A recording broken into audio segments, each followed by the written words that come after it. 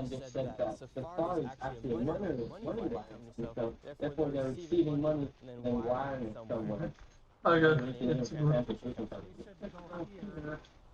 Sweet A right here. And then you have 617A right here. But this is it's good business owner responsibility to know Tanzania, Palestine. stores and business. They're actually really good choosing where to place the stores. This just proves that they're related. No governor would put their store there otherwise. Yeah.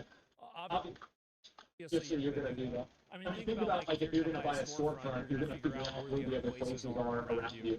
And if this place has been there for 10 years, then yeah, Then it was promised 10 years ago. That's Black Lives Matter. services, immigration, travel, and tax. I do not see a transition in the US. Hey, we're hoping to find Dreamline Transportation. You ever heard of it? He said last year that you would know. This is a mailbox. It's not a word. So, It's a mailbox. Transportation is nothing more than a mailbox.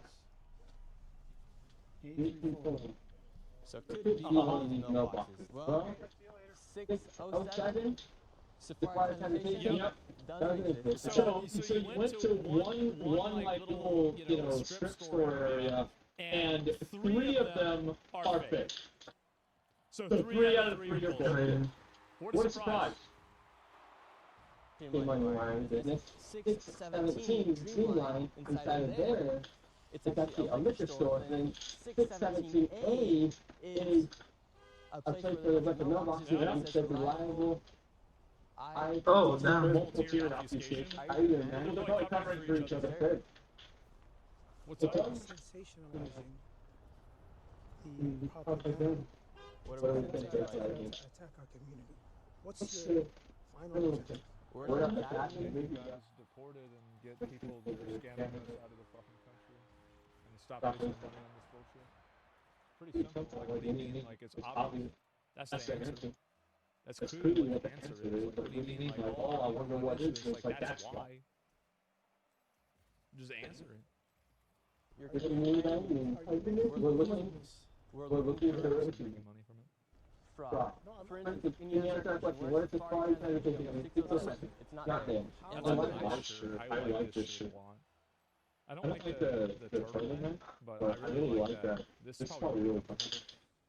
Answer. Why answer the question? What is the next one? Dreamline Studio. I make money off of YouTube. That's how I make my money. That's my job. I'm not attacking you guys. We're asking. Well, this has nothing to do with race. This is fraud. No, it does not. And they do this. The reason why they say this is because it works on a lot of Americans. Americans are so brain broken and terrified of being called racist or, Islamophobic or some other word like that, that they will just immediately back down from a completely reasonable position whenever they're confronted with the accusation of that word. It's like a spell. They're using these like spells. This is a constitutional argument.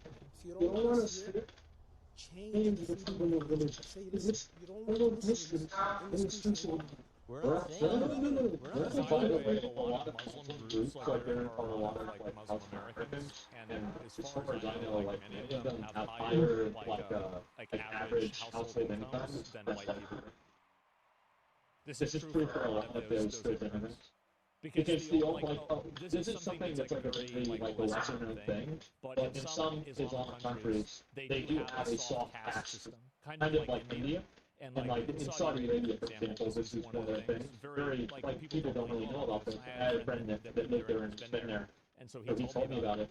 And so you have a very, very high success rate of people that are coming over here from those countries that are extremely well educated and they're very well positioned because they're the people that are coming out of those higher social class. Why did I do that?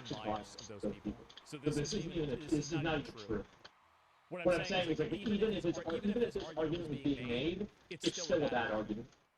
Where does Allah stand on fraud? What is this guy doing? That's crazy. When I go into your comments, what I see is people that say, do not want to listen to it, kick every single Muslim in Is the this related to scamming? No, no, my point is that not only is this not really the factor of Muslims, but even if you applied that logic to it, it still wouldn't be, because many of those people have high incomes. So, like, not only is it wrong on a foundational level, but even assuming the foundation is accurate, it's still wrong. So what I'm gonna say, That's listen, you prepare me for the Somali I think assuming the foundation is Muslim is right. See? Actually, yeah, it's probably wrong. But if it is a Muslim, then that means Muslims have a problem, not the other way around. You're sensationalizing.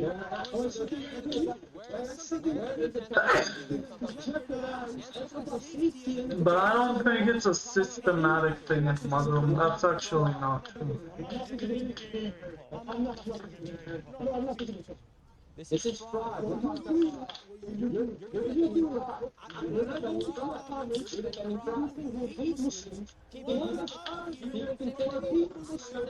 That makes perfect sense. Obviously, the people that hate Muslims are going to be there in the comment section of a group that's primarily Muslim that's doing something wrong. I mean, of course that's the case. If you look at a video of a black person committing a crime, you're going to go in the comment section, and it's going to be a bunch of people that talk about how much they hate black people. Like, that's obviously what happens. I mean, like, it's duh, of course. You know, the thing is, I have fallen victim to the fake word of Islamophobia. Yeah, it's still A bit. I kind of am.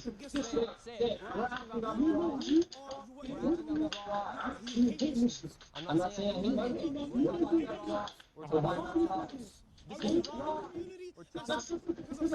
Astaghfirullah. He's really getting gassed up. He's getting upset. This is about fraud. No, you're not. It's actually so much worse, and there are other Americans that do it too. There's actually 800.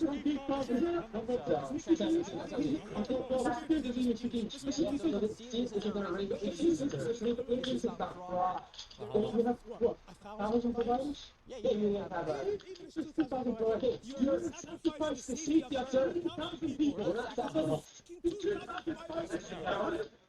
Uh-oh. I'm not He's a big man. Wait, how did I jump there? I'm very confused. This is about fraud. This is about fraud. You son of a... Wow, you're very nice. Sir, can you tell me where segregation is? Calm down, sir. Sir, you got you're segregating yourself. Yeah, he is sexualizing himself. Yeah, he's crashing out. This is great content. This is funny. Like yourself.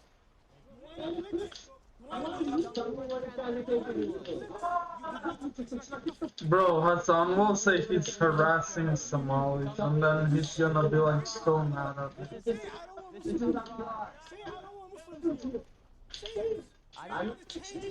Eventually, you are going to have people that say that they don't want Muslims here, and you keep using your faith as a distraction and shield from criticism from illegal behavior. Eventually, you will radicalize people against everybody inside of your religion, and they won't care about what happens in the Constitution. You have to keep in mind that the Constitution existed whenever, in the same way, whenever we put all the Japanese in internment camps. It's not like this is a, this is like a Oh, damn, what is break this? like in a video game. It's not programming language. It's not gravity. You can just do whatever you want. So they should Also in programming languages, you can do whatever you want. But whatever. ethnicity and your protected status is Depends, but basically everyone you can do whatever you want. People stop caring about that protected status. And I think that's what's happened.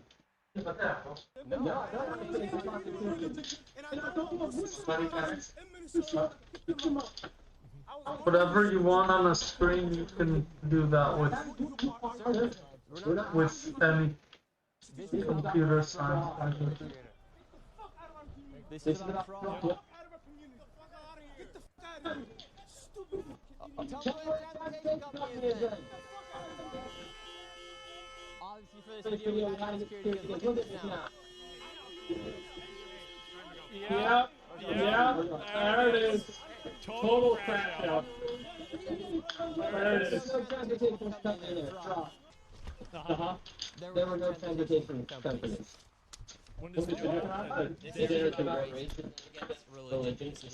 day or two ago? Damn, I don't remember it being It's that long. undeniable that there is a racial element to this. And the racial element is being appeased by the lawmakers that are allowing the fraud because this race of people are acting inside of a collective group. That's what's happening. Race is a very clear... To be honest, I think video number 1 was better. Maybe this one is more fun to watch, but the first one he destroyed Tim Wall's career. This time he By didn't. voting as a bloc, they're also able to advocate for their interests as a bloc. And if they're able to advocate for their interests as a bloc, and they're voting as a bloc, and they have a bunch of fraud going on, that means that the people that are running the government are going to be afraid to go after that fraud because they don't want to lose that bloc of voters. That's what's happening. There is this is a racial. People are so afraid to talk about this because, I don't ever really worry about talking about this. Like, I'm not racist. Like, I'm not racist. Obviously, I'm not. Right? And so a lot of people are afraid of being accused of that or told that they are or whatever. But the fact is that, yeah, absolutely it's a factor. Of course it is. And And this is what happens when you put their black voters. They're not black voters at all. Like African Americans and Somalians are a completely different ethnicity and group of interest in Ireland. Yeah, like they're a totally different group. That's like saying that like Russians and Polish people are the same because they have the same skin color. They're not. Like all black people are not technically the same just because they have dark skin. Nice. That was a good shot. I'm doing pretty good against the full-on champ, bro. Champ even 3v3 champ, like what? Doing pretty good. Any other group would be violent too if they were allowed to be. The reason why violence is happening is because it's being allowed to happen. I don't think so. I don't think so. Jews wouldn't. Technically they are. I don't know. All religions are. There's so many people in each religion, so there's probably fraud in all religions. But not as much as this, I I think. think that they're using these businesses as personal assets, basically. I don't think that there are many vehicles. There's probably 1 to 3 vehicles. There's either 1 car a person has or 3, depending on the size of the family and the people that are inside of the family. I think that logically, if you look at the way that they were setting up these daycares, like, yeah, sure, you probably have a few of them that are the large-scale scams, maybe have 20, 50 cars, but, like, the average probably is much lower. And the reason why is because it probably follows the same paradigm that daycare follows, where a business is fraudulently created as if it was open to the public, but it's actually just a business that operates in the best interest of that family and the people that are around them. That's probably what's happening. There's over $2.6 million estimated fraud. Alright, we're going to the next location. What's interesting is that one of the places we just visited, the The 6 See if you can extrapolate your ability to take before bullshit, got it? Yeah, basically. I think I'm totally right about that. I've seen fraud all many years. I worked with the federal government. My dad worked with the federal government. I've scammed people myself. I've seen scammers. Yeah, I think I've scammed people. I think if there's anybody that understands scamming, it's me. 17-seater Emerald Crazy, bro. What? for Dreamline Bro, this guy's rated low. in the state of Minnesota. But the place that we're I mean, going it makes sense you can say that, but he's still rated low. but they haven't moved in months and months. You'll see they're covered with snow. There will be no tire tracks. And so, why are they using this address? And all that was in there was a liquor store.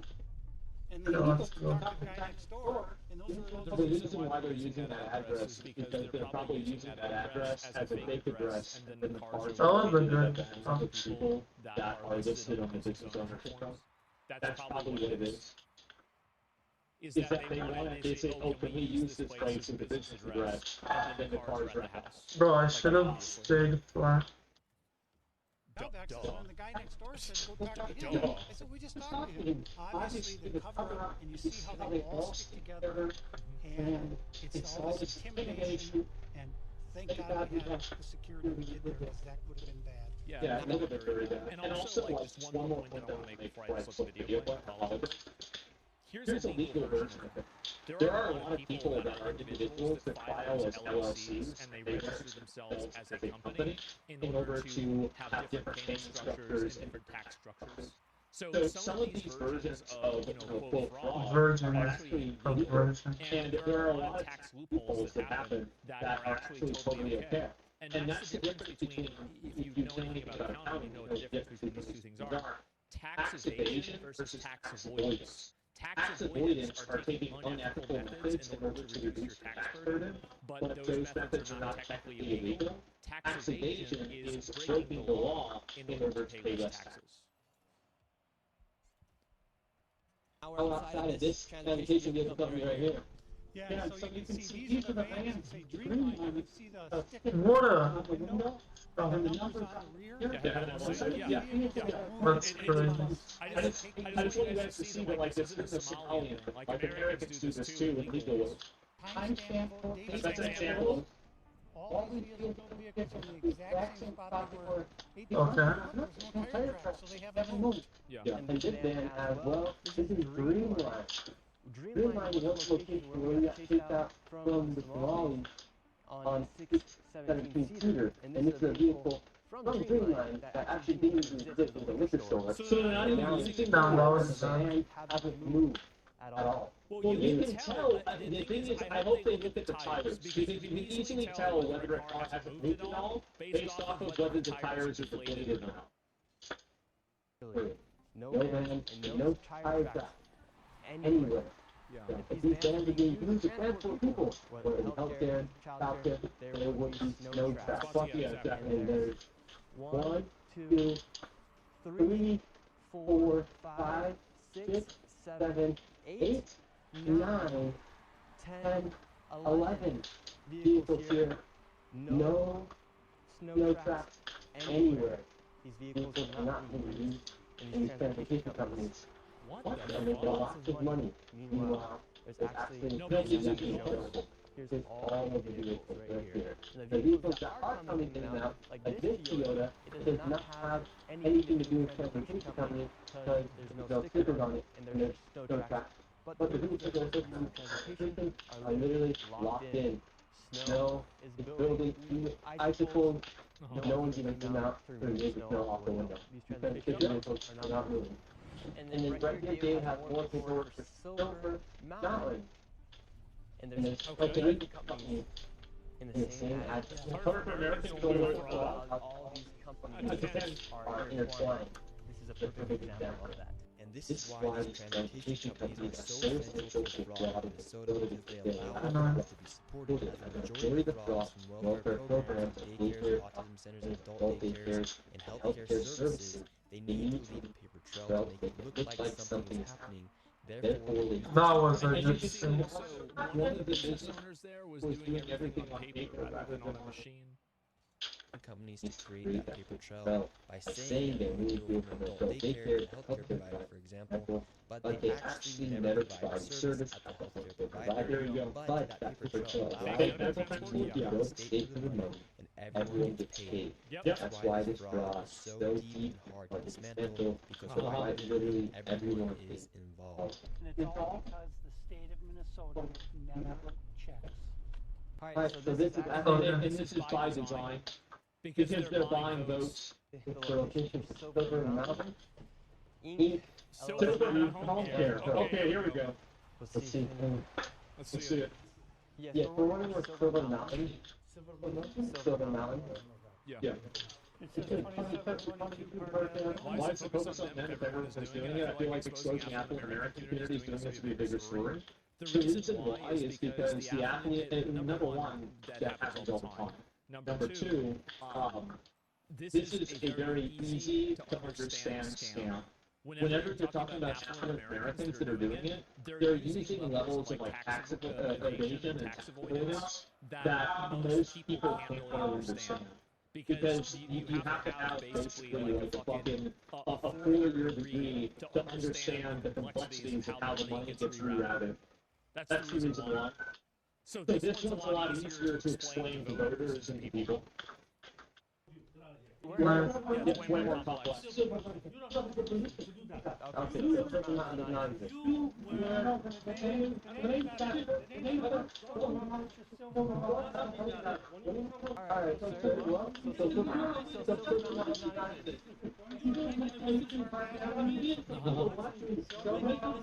Okay, okay, sir.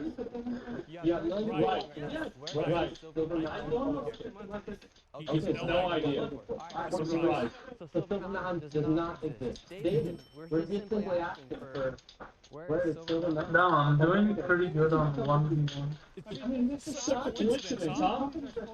Wow. And he's never heard of them. He doesn't know anything about them. And look, Damn, another one. Okay, this is my chance for platinum. Wait, platinum is crazy. I gotta win this. a daycare right there. Wait, is this guy flat? Really?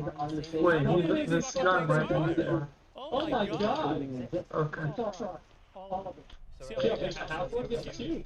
No factor, just a driver. Oh wow. I think when it comes time to take accountability for what's happening, or to answer simple questions about the fraud they can't answer. Well, I think Oh, I wonder, guys. Oh, It's funny. a mystery. their reaction tells you all you need to know. The reaction is so violent that if there was no fraud going on, they would say, what are you talking about? They would have a civil conversation, but they can't because they know they're shining the light on the fraud, and they have no defense. So, Yep. in their mind, being loud, using profanity is their only defense. Because I'm trying to get He's completely right. where are the daycare? Where are the children? Where are the companies now? Yet they can't answer. And to this point, Nick, the transportation companies we've been to, we haven't seen a single vehicle. If this guy's rated lower than me, I gotta beat this guy. Wow. Let me win. And we're going to the addresses that are listed on the Secretary of State's website as Surely they're wrong, huh? This is a massive parking lot here. We're going to ask them where the vehicles are. They should not have any excuse as to why they don't have their vehicles here, other than if they are driving. Okay, let's see the story. Well, this business is new as of March 2024. Oh wow, very good. Bro, just skip.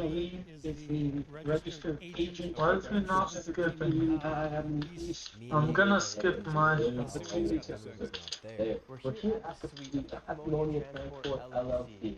There's actually not even a sign here. Oh wow. And anyone here. Looks like there's a guy right here. Okay, let's see what he has to say. Do you know about Apollonia Transport here?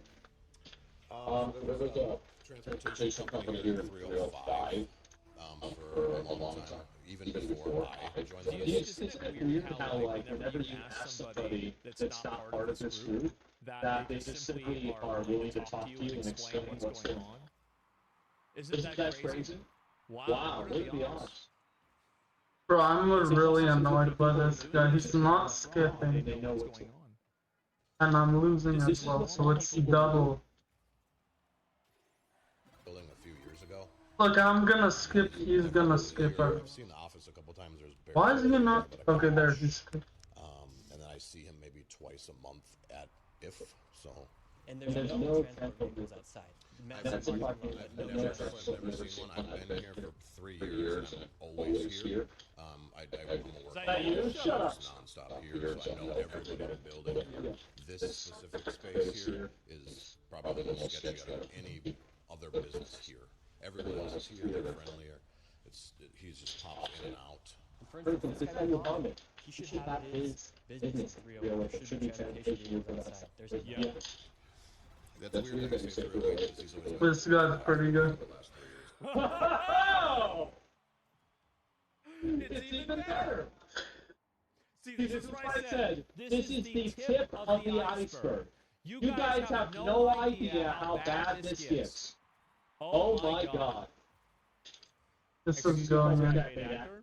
No, I think if you go around, if you ask like random small business owners in any of these areas, they'd have no problem talking to you and explaining everything to like whatever degree that you're asking.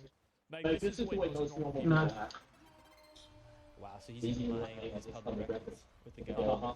I would assume if he was to make Yeah. and doing fraud, it makes sense to switch it up and throw people off track. It would be the first thing somebody would do, I would think. So since the fraud started being exposed, he left the scene, and like I said, He's gone. there was never even transportation vehicles outside. So Muhammad has completely left the scene. He's nowhere to be found, and Nice. Bro, that's a prediction right there. I just predicted he was gonna hit that. next to Muhammad. How quick do you think the fraud would dry out here in Minnesota if they were to cut out the transportation side of the fraud? I think it would have a I massive don't think it would do anything, honestly, because they just shift to something else. effect.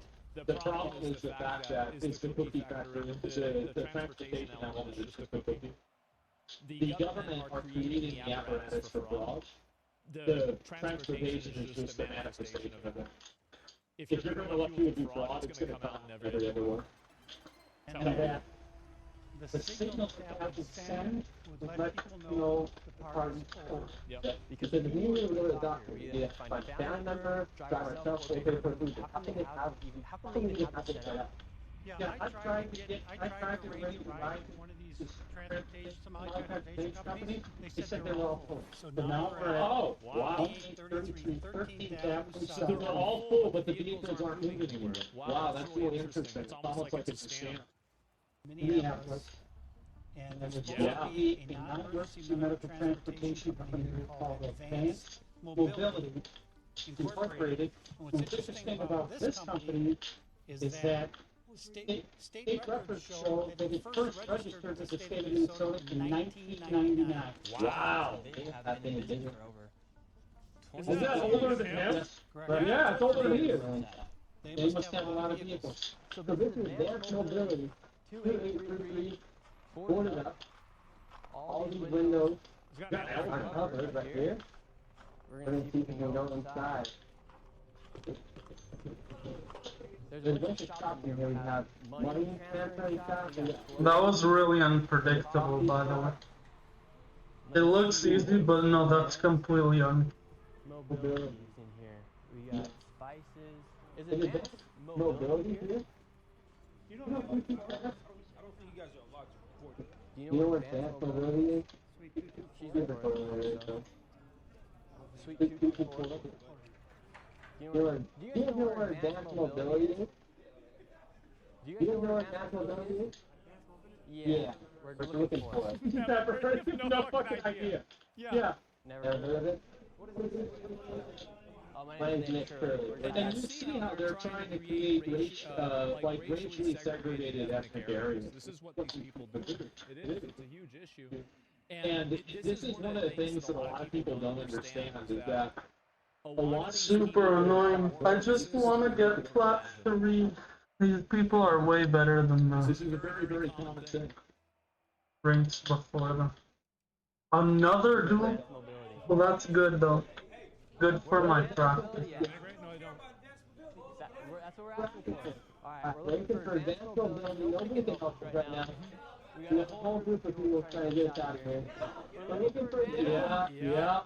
Wow, what a surprise. Advanced Mobility doesn't exist. Oh no. Yep. Why don't we not be like this? Now they're pushing us. Yeah. Where's Advanced Mobility? Do not record. Give us where Advanced Mobility is. What are you talking about? So Advanced Mobility is not anywhere. We're looking there. Would you be going to sit down one time in here in Minnesota?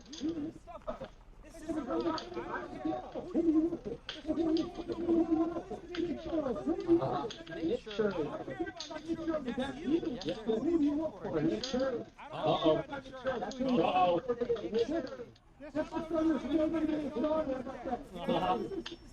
And see, you guys say I can't film, but look at you guys filming. You can do that. Yeah, Advanced mobility doesn't exist. Well, so making it into a racially segregated group of people that are advocating for their own interests and they're protecting each other. That's obviously what's happening. Again, if you have been around any low-income immigrant communities, you would know this is stuff like this happens constantly. Happens constantly. Like in Texas, this is so common. It's a different group of people, but it's the same behavior. What's interesting was we walked in there, and on the state's website, it says it's in suite 224, but it's a one-story building. None of the suites have a number 2 on it. Wow. It's a 1999, and it doesn't exist. Alright, next location. David, where are we at? We're at It's called Ray's RAYC Transportation LLC. And This is Ray's Transportation. We're on a the street. There's no parking lot for any transportation vehicles. Oh, wow. This is the address for Ray's Transportation. What Where does does it it say? say? Bring Ray's furniture. Transportation. See if If anything in this here. Is Is Ray's Transportation here, sir? I don't know, transportation place, there's no transportation places here. Oh, okay. Okay, Well, Well, I think it's confirmed, they're not here, David. so So it's confirmed that Ray's Transportation, all of these transportation companies, Damn, that's crazy. They're they're kind of like guild companies. They exist on paper, but they don't actually exist in person. What are the government officials doing with all this? You know? They are doing it so that they can secure votes for these people. So basically what they do is they make these people dependent on their policies, and then being dependent on the policies ensures that these people will continuously vote for them. That's the scam. You'd like Like to see anybody that they're getting out of accountable? Most definitely. Yeah, there can definitely be an allocation. There's too much different law. Make a change. Make a change. There's definitely, even when it comes down to like ideas, there's definitely stuff that like, we need spaces for the things that are going on that are not Orange. space for. We just lost a goal. It was a blue goal. I'm glad that you bring a light to it. It is a crazy, interesting situation. Okay, this is. Hey, Hey, what's what's up? up? Uh-oh. The false narrative that you be going on is It's nonsense. nonsense. You should hear me talking. You should not be doing that, right? You are creating this information. This is not fair. It's not fair when you're moving. He just parks his car in the middle of the intersection. And look at that. It's literally got the. To be fair, he at least has his emergency blinkers on. Look at that. It's just sitting there. To be doing that. It's not fair. It's not fair to you. You cannot be doing that. You're not being fair. This country is built on fairness. You're not being fair. And they always try to use and weaponize your values against you so they can take advantage of you, but you think you're doing the right thing. This is how That it is is every every time. time. Fair. You can't be doing it if you're doing that. So we should allow fraud to happen, right? Let the legal system do its job. Okay. Government, we got an attorney general. That's the problem. Do the job. You're not in a position to do the job. You're not a prosecutor. If you want to The entire idea that you need to have like all of this experience and education and understand the tools and paperwork is just total bullshit. These scams are so elementary that a middle school could figure this out. And I think this is kind of funny, is that a lot of people have talked saying like, oh, Nick Shirley's a dumbass, he's stupid. If Nick Shirley is so stupid, then why is he able to figure out all of these things that happen? Think about that. He doesn't. Bro, he knows this. People are dumb and they don't understand. They're doing it deliberately. He literally made this up, and I think it's true though, but they're saying they are deliberately not believing it. This is misinformation. This is information. How is this information from the state of Minnesota? Where you coming from? Oh my gosh, I'm winning every time I'm doing a rebound. we're talking about the fact that's happening here. Sir, so you're I'm guessing it's a 1v1. Yes. Yep. Bro, 1v1s are happening like crazy. Crash outing Andy. Nah, bro, this guy's crash outing Andy. They don't want this type of stuff. Yeah. They want to be brought to light, so that's what they're gonna do. They're gonna it's a very tight community. You saw firsthand after he gets out here, he hopped off the intersection. I'm so surprised that I got that. Probably a bunch of That maneuver here, I did not think was possible. But whatever. I thought the other team, the opponent would be good enough to stop that. will be totally in the open. All they really need to do is find one of these scams that's like a dead to right scam, and then go through these people's personal communication, and it's going to open up all the rest of this. It's going to be like, I'm trying to think of a way to explain it, right? It's like as soon as you unlock that, it's going to just unlock 10 others, and that's going to unlock 100 others, which is going to be 1,000 ones. Is it that easy? Yeah, it is. It really is. I mean, do you think they're using all these encrypted chats and everything? Of course not. No, this is WhatsApp. Look at Facebook. Look at, you know, like fucking Samsung or Apple messages. That's all you need. Samsung? It's going to totally cascade down. Great. High trust society systems are always easy to infiltrate if you have an open. Yeah, of course. About race, you're a black guy, you're black, right? We don't have no ill feelings towards you by any means. We're talking about the fraud that's happening. So God bless you, sir. Thank you very much. Why are we doing this? So we're doing this A because it's the right thing to do. The people of Minnesota and the people of America want this done. Fraud is fraud. And when we try and talk with people and say, look, the main reason we're doing this is to find out why are these checks being written by the state of Minnesota for companies that don't even exist. That's what we're trying to figure out. It's a fraud. Buy a vote. And so Let me go. That's simple. In literally the entire state of Minnesota. It's not just in one part of Minneapolis. Right. And what happens is the people in the suburbs of Minneapolis and St. Paul, they get lulled into a false sense of security because they say, Oh, it's nice. Minneapolis. Do I need some sort of permission from federal court to check their WhatsApp groups? Yeah, I do. You do. But what all they need to do, this should be the focus. Oh my gosh, I'm class 3. Actually, I don't know. Let me be surprised. Businesses that are fraudulent. What? Okay, I'm not surprised. Those in order to get a No, I need to win another match. and then have those different people's communication devices Whatever. to them, and then go through all of that. Snow day. Okay, we take a break. And you get that communication. This is going to be Down. totally out in the open. Who's the third It will guy? be immediately out in the open. It will not be remotely Unranked. Oh, that's not a good.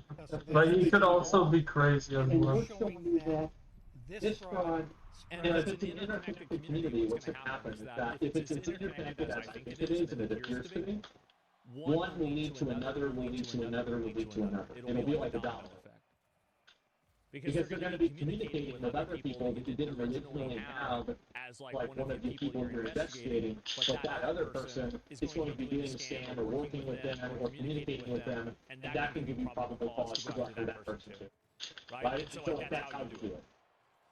throughout the entire state of Minnesota, including all of the suburbs. And we're going to bring to light exactly what's going on in those respective cities. And so what's happening in the suburb of St. Louis Park?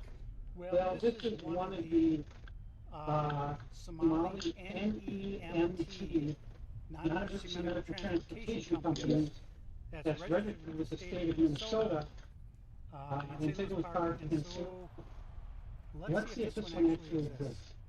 This is the location of Crescent. This is you think they're intentionally buying votes via allowing these scams to take place. We're talking about 1 to 5 million pop according to this video. It seems like a lot for a few votes. You're forgetting about the echo effect that as soon as this is going to have the ripple effect, probably better would say it, is that whenever they're not doing this, they're being perceived as racist. So you have a lot of people that are like buying it by the idea of being racist. That will be immediately voting against them. And then that's one component. And then the other component is that when you don't have, why do you think that the mayor of this city here is speaking Somali? Really, think about it. having an extremely strong voting block of people that's only a small group, having that lined up for you whenever you're usually getting 49, 50, 45, 55, voting levels, that really helps close the gap easily. That's the reason why. Transportation. We have a Squeak no gets the grease. van outside right now. Bro, I couldn't have done it without him. 3-person attack here. 1, 2, 3. Here we are, and it's an apartment complex. There's no sign of any Crescent Transportation Company. Once again, another fraudulent business where they don't have a storefront to show that this is an apartment complex. Yeah. So this is an apartment complex right here. And have you ever seen Crescent Transportation Network? Nope. And what do you think about fraud taking place here in Minnesota? I'm a Texan. I don't like it. What's your message to all the fraudsters? And how do you feel about the workers right here at Transportation Company? I receive money from the government. It's not even here. It's an apartment complex. Yeah, I can say I don't like it. I'm a Texan. I work hard for my money. You out here fraud, they should go to jail. And should Tim Walz go to jail? Oh, we pretty too, huh? All the trick, all politics. Yeah, they are. So that man right there just Unfathomably base. confirmed that this is an apartment complex. Yep, Right, and so the cities have specific rules governing Nice, bro. Yeah. Apartments. They do not allow transportation companies to park vehicles in an apartment parking lot. And a apartheid. In the Twin Cities allow that. Because even if you were to be running a transportation company out of your apartment, there's no one to park your cars. Well, where are they? There are Crescent, I don't see anything with Crescent on it anywhere. Yep. More fraud taking place here. So this is called Hopkins Child Care Center. This facility is licensed to hold 118 children this year. Here we go. Really big facility. And this year alone, they have received $2.25 million from Minnesota. Jesus. Last year, they received $1.92 million from the state of Minnesota. And this facility, in the past 5 years, has been in the top 10 for the most money received from the state of Minnesota. Wow. So there should be There are no billboards. This should be a very big place, yes. So this right here, And now they can't use the excuse that, oh, well, this was during Christmas break, so they were all gone. Remember whenever they were saying that? Hopkins That's Child funny. Care Center, they're receiving over $2 million a year. All of the windows are completely blacked out. You can't even get in. You can't It's a see. place that's supposed to have over 100 children. There's no footprint anywhere going in the store. Wow. It's nothing on the window. Midday.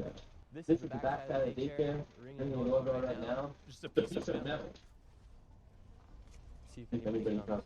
Hello, sir. How you doing? How are you doing? Yes, sir. Get up. Listen. Get up.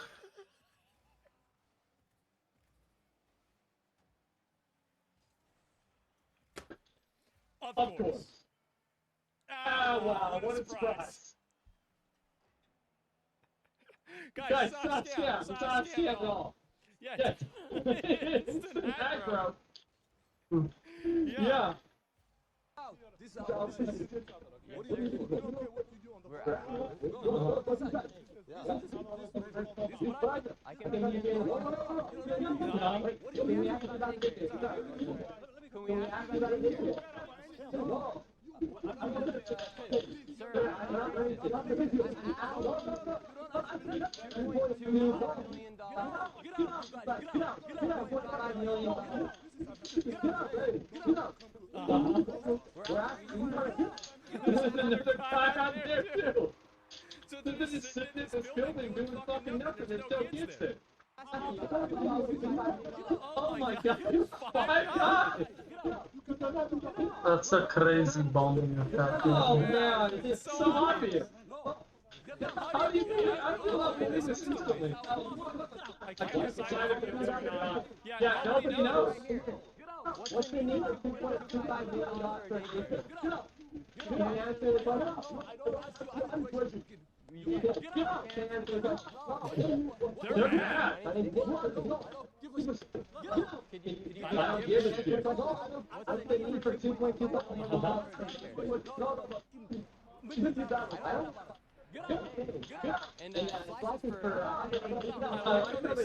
They started yelling before the door even got open. I don't see any footprints of any Nice, bro. I don't see any footprints of any children.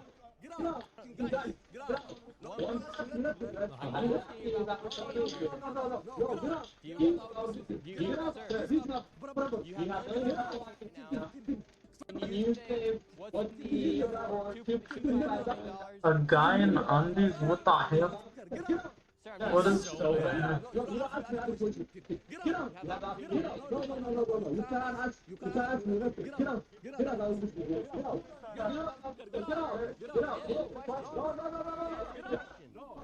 They're so hostile. Oh my god. Jesus.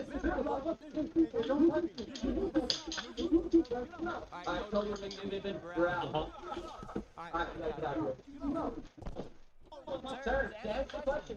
Where's the children? No footprints of any children around here. No footprints of any children. They can't get something. We gave them plenty of opportunities to answer some simple questions. Millions of people are watching. They came up with guns blazing. I don't know where are the children? How do you meet each other? This is what you guys are reporting? Yep, that's right. This is crazy what's going on here. It really is insane if you put up with bullshit, man. Yeah, how many daycares do you know that have 100%? Bro, look at Britain. They're putting up with way worse things. Zero. Footprints in the snow. All of their vehicles were sitting there with 2 feet of snow on them. Why is this guy taking me for no reason? Blacked out. Yeah. It's the same thing on all daycares before mentioning that. Yet they can't answer the simple question. We had it right here. 118 children. $2.25 million this year. Welcome to Minnesota. I don't want to speak bad about the country I live in. I don't have a problem with Somalia or Somalians. I just have a problem with scammers. And if you want to act as an ethnic group and protect other people inside of your ethnic group as scammers, then that needs to be addressed. It does. Like, we can't have that. I mean, like, there's nothing wrong. I don't have anything against them personally. It's just I would see Somalians getting mad even more than the one he's talking about Israel. You block out windows for privacy concerns. You can't have people look into a daycare with kids inside. Well, let me just ask you something, okay? The business that you just saw.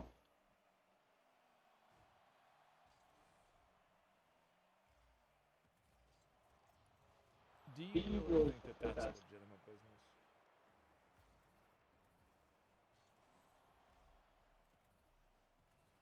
I mean, do you really think that?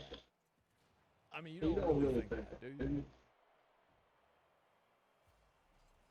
See what he said? You know what he said. Relax, guys. I'm in agreement. It's just the kids. That's a law. I just have kids, and that's just a law. I don't think it's a law, man. I don't know. Like, I've seen daycares that are nearby, and like, I haven't seen that anywhere. Like, I now drive by and I'll see one. I mean, like, I remember, like, if I'm driving by, you know, my daycare or something like that, I used to go to a daycare. Like, they don't have those windows blacked out. It's still the same daycare. So, I mean, I've never heard of it. I've never heard of that, and, like, I don't know what this is. I worked at daycare, windows were not tinted. Yeah, I've never heard of it at all. Now this daycare center, how much money has this one received? So this daycare, this child care center is called Proud Child Care Center, and it's in Eatonburg, Minnesota, which is a very high income area. It's a further out suburb from Minneapolis, but there are a lot of buildings Nice. right in this neighborhood. Oh, wow. That's a really good shot and a good catch. Child care got $1.25 million in funding in fiscal year. It's crazy. It got $1.5 million last year. It opened in 2021. Let's go see if we can find any kids. There should be at least 40 children here, 40 that have no friends. does not look like there's any snow prints of any young children. Yeah. All of these windows are completely blacked out. What is the problem? Just talk to somebody. Could I enroll my son Joey in the daycare here? That's the wrong question. Well, do you have the paperwork like to enroll Like, child? what do you think the odds are that every single one of these daycares is just filled up with a bunch of Somalian men that come out at you and you're yelling? Do you really think that that's a daycare? I mean, really. A child? Oh, my name is Nick Shirley. I was wondering if I could enroll a child. I have a son named Joey. My name is Nick Shirley. Yeah, just coming out, seeing if I could enroll my child, Joey. We just want to get a statement as to why this daycare needs $1.26 million, and if it's even possible to enroll somebody like my child, my imaginary child, Joey. No, you guys can't give a clear statement, or if you even get paper to enroll a child into the daycare. That's not your business. It would be on all planes if you could just give me a piece of paper saying where can enroll a child. You can't do that. Okay, well thank you very much. Men are typically not welcome at daycare longer than getting your kid and leaving. Well, why would they even give them paperwork? Why would they even give them paperwork at all? Let's go. I mean, that's the thing. Why are there no footprints outside in the snow of a children's shoe? Why is that? She's holding 47 children because they're receiving $1.6 million in this year alone. So, have a great rest of your day. They wouldn't even get the papers to enroll a child. Could have debunked all the claims. Yep. One of the big talks about the fraud is about Faulty Learning Center. It's a daycare that has received $1.5 million its license. Instead of quality learning, it says quality learning outside. But the big controversy about the Quality Learning Center is that Somalians, after the video went live, they all of a sudden started shuffling children into the daycare, but at the same time, See, how do you think that happens? That happens because they're communicating. And they're probably communicating through different apps. So if you subpoena that app information, you're going to find all the people who are cooperating with fraud. And you can make a web app, and it'll be completely obvious. That's clearly what's happening. Commissioner of Children in Minnesota was on a live stream saying that closed the daycare. How much money has this place all received? And what's... So, this is the one that's licensed for 99 children. This fiscal year, they've received 1.9 million. And fiscal year 2024, they have received about 2.2 million. So about 4 million in the last two fiscal years.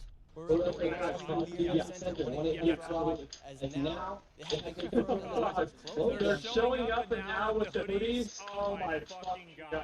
Give me a minute. I gotta use the bathroom. This is amazing. Holy fucking shit. Yeah, there it is. Let's go. We exposed fraud.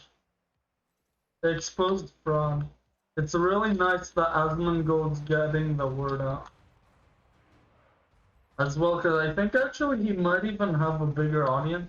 Maybe for these videos specifically he's gonna get less. Also, he probably gets less in general because he has so many videos as well.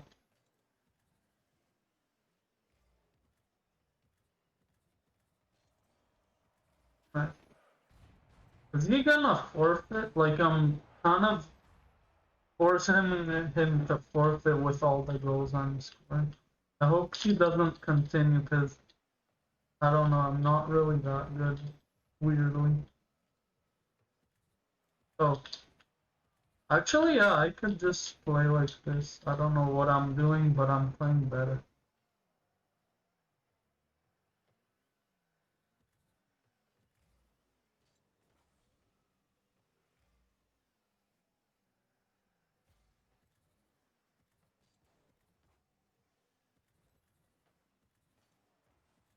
Okay.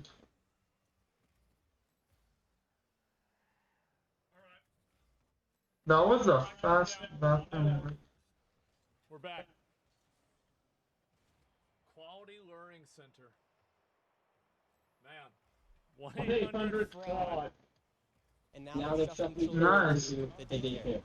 So P.Q. Brown said this facility was closed, and now magically it's full of cars. So how can it be closed if people are coming and going? Why do you have everybody? Yeah, okay, this is our right here. There's a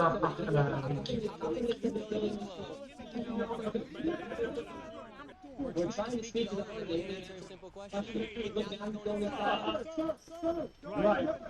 It looks suspicious when you're running, brother. Yeah, dude. Yeah. I'm right here. So he says, I'll come talk to you if you go over there. And then he goes over there and then he walks away. Fucking like 500 IQ, bro. Like, yeah. We'll Go over there, I'll talk to you. You can't defend the drive.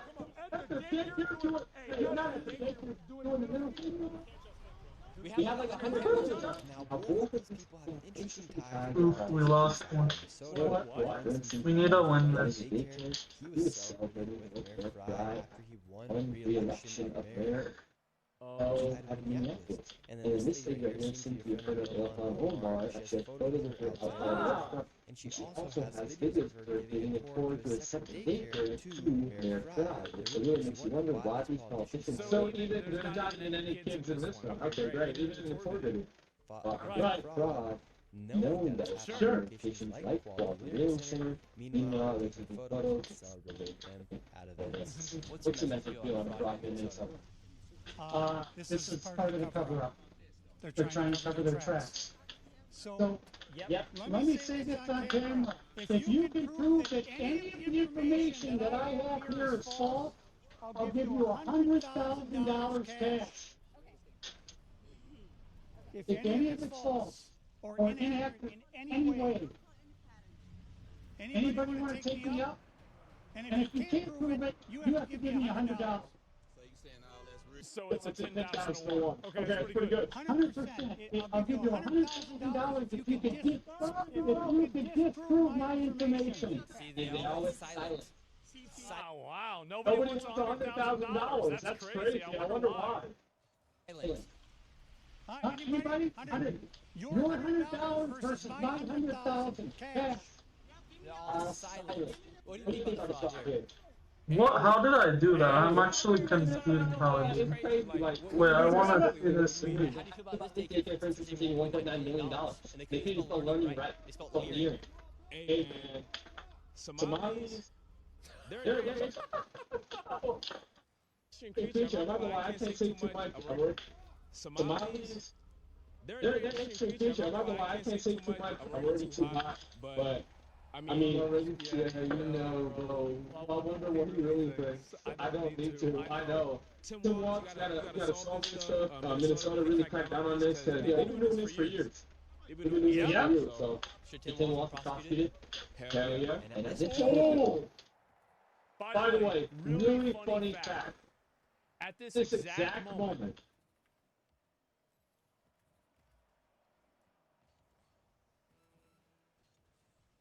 the Justice Department is investigating Minnesota Governor Tim Walz and Minneapolis Mayor Jacob Frey. And he's trying to get ahead of this. He's trying to do whatever he can, man. It's like, no, you understand. No, it's not me. I didn't do anything wrong. What do you mean? No, it's all fake, guys. He's panicking? Good. Probably wondering where all the billions.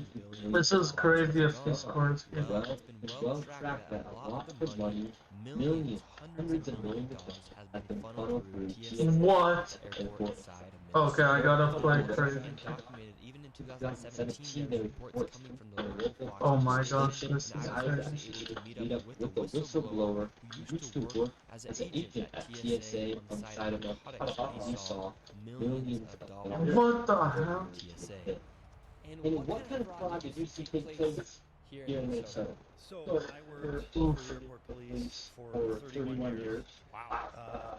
24 of those 70. years in narcotics at MSP. No. And My recollection was from about 2015-16 to 2021 when I retired. I would see. Oh, Dunghouse. Good for a change change. from scratch. Saying like two male Somali descendant individuals. They would give us their names. They claimed the cash that they had a large amount of cash at the checkpoints. We'd get all this information in an email, and I believe So they're not even trying to hide it. So TSA would contact our So they're walking through the airport with giant bags of money.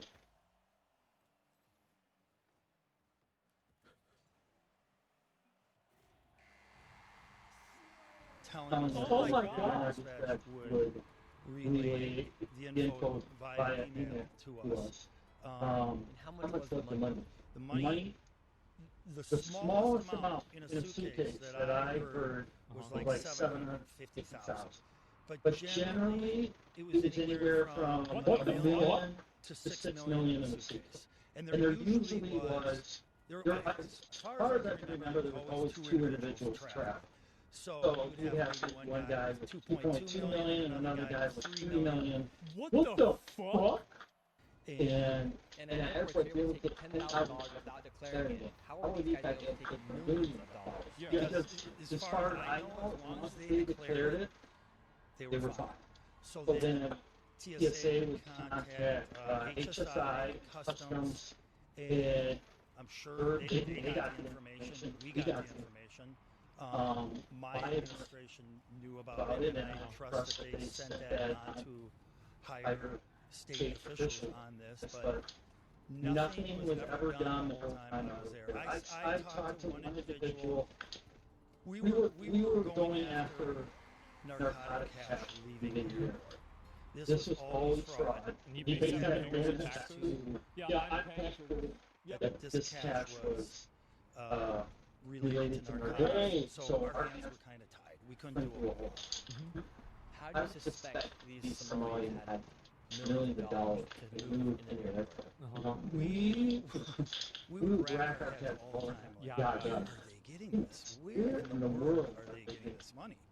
And I had heard about these daycares and whatnot, but I mean, I thought, okay, maybe they had 10 daycares, but apparently they had a lot more than that. We were all racking our heads trying to figure this out. So you only saw just millions of dollars get We're all I saw one time. I saw an open suitcase with the cash because we were looking into seeing if it was narcotics related, which it was not. How much money do you think moved through the airport every time? Millions, literally millions and millions. I mean, we're talking for a good 5-6 years. You're talking, I don't know, 5 to 6 million a week. It would happen twice a week. You would get twice a week where there would be somebody flying, Nice try. people flying out with 1, 2, 3, 4, 5. That was a really good pass. It's like Every under exaggerated. What the fuck? This is insane. A week? Oh my god! I want my fucking money back. This is insane, isn't it? Without fail. And where will it go travel? So, this is the word I got, that they would fly to Atlanta. Then go to the international airport because, you know, Atlanta airport's like one of the biggest airports in the country. Atlanta and LA, the two biggest. Take a flight from Atlanta to Dubai.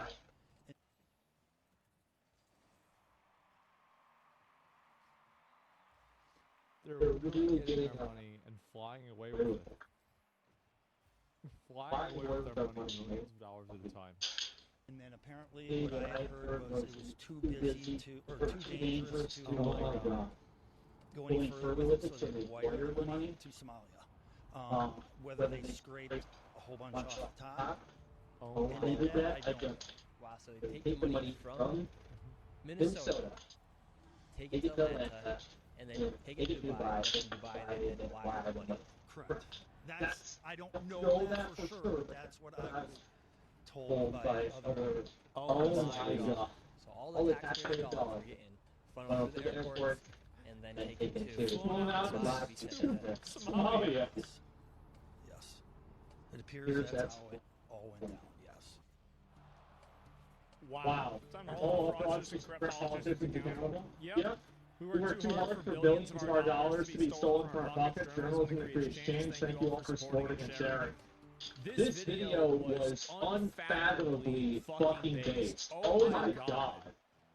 Especially, dude, these guys were the best. It's just massive crash out. The moment that he shows up at the door, they immediately start yelling and freaking out at him.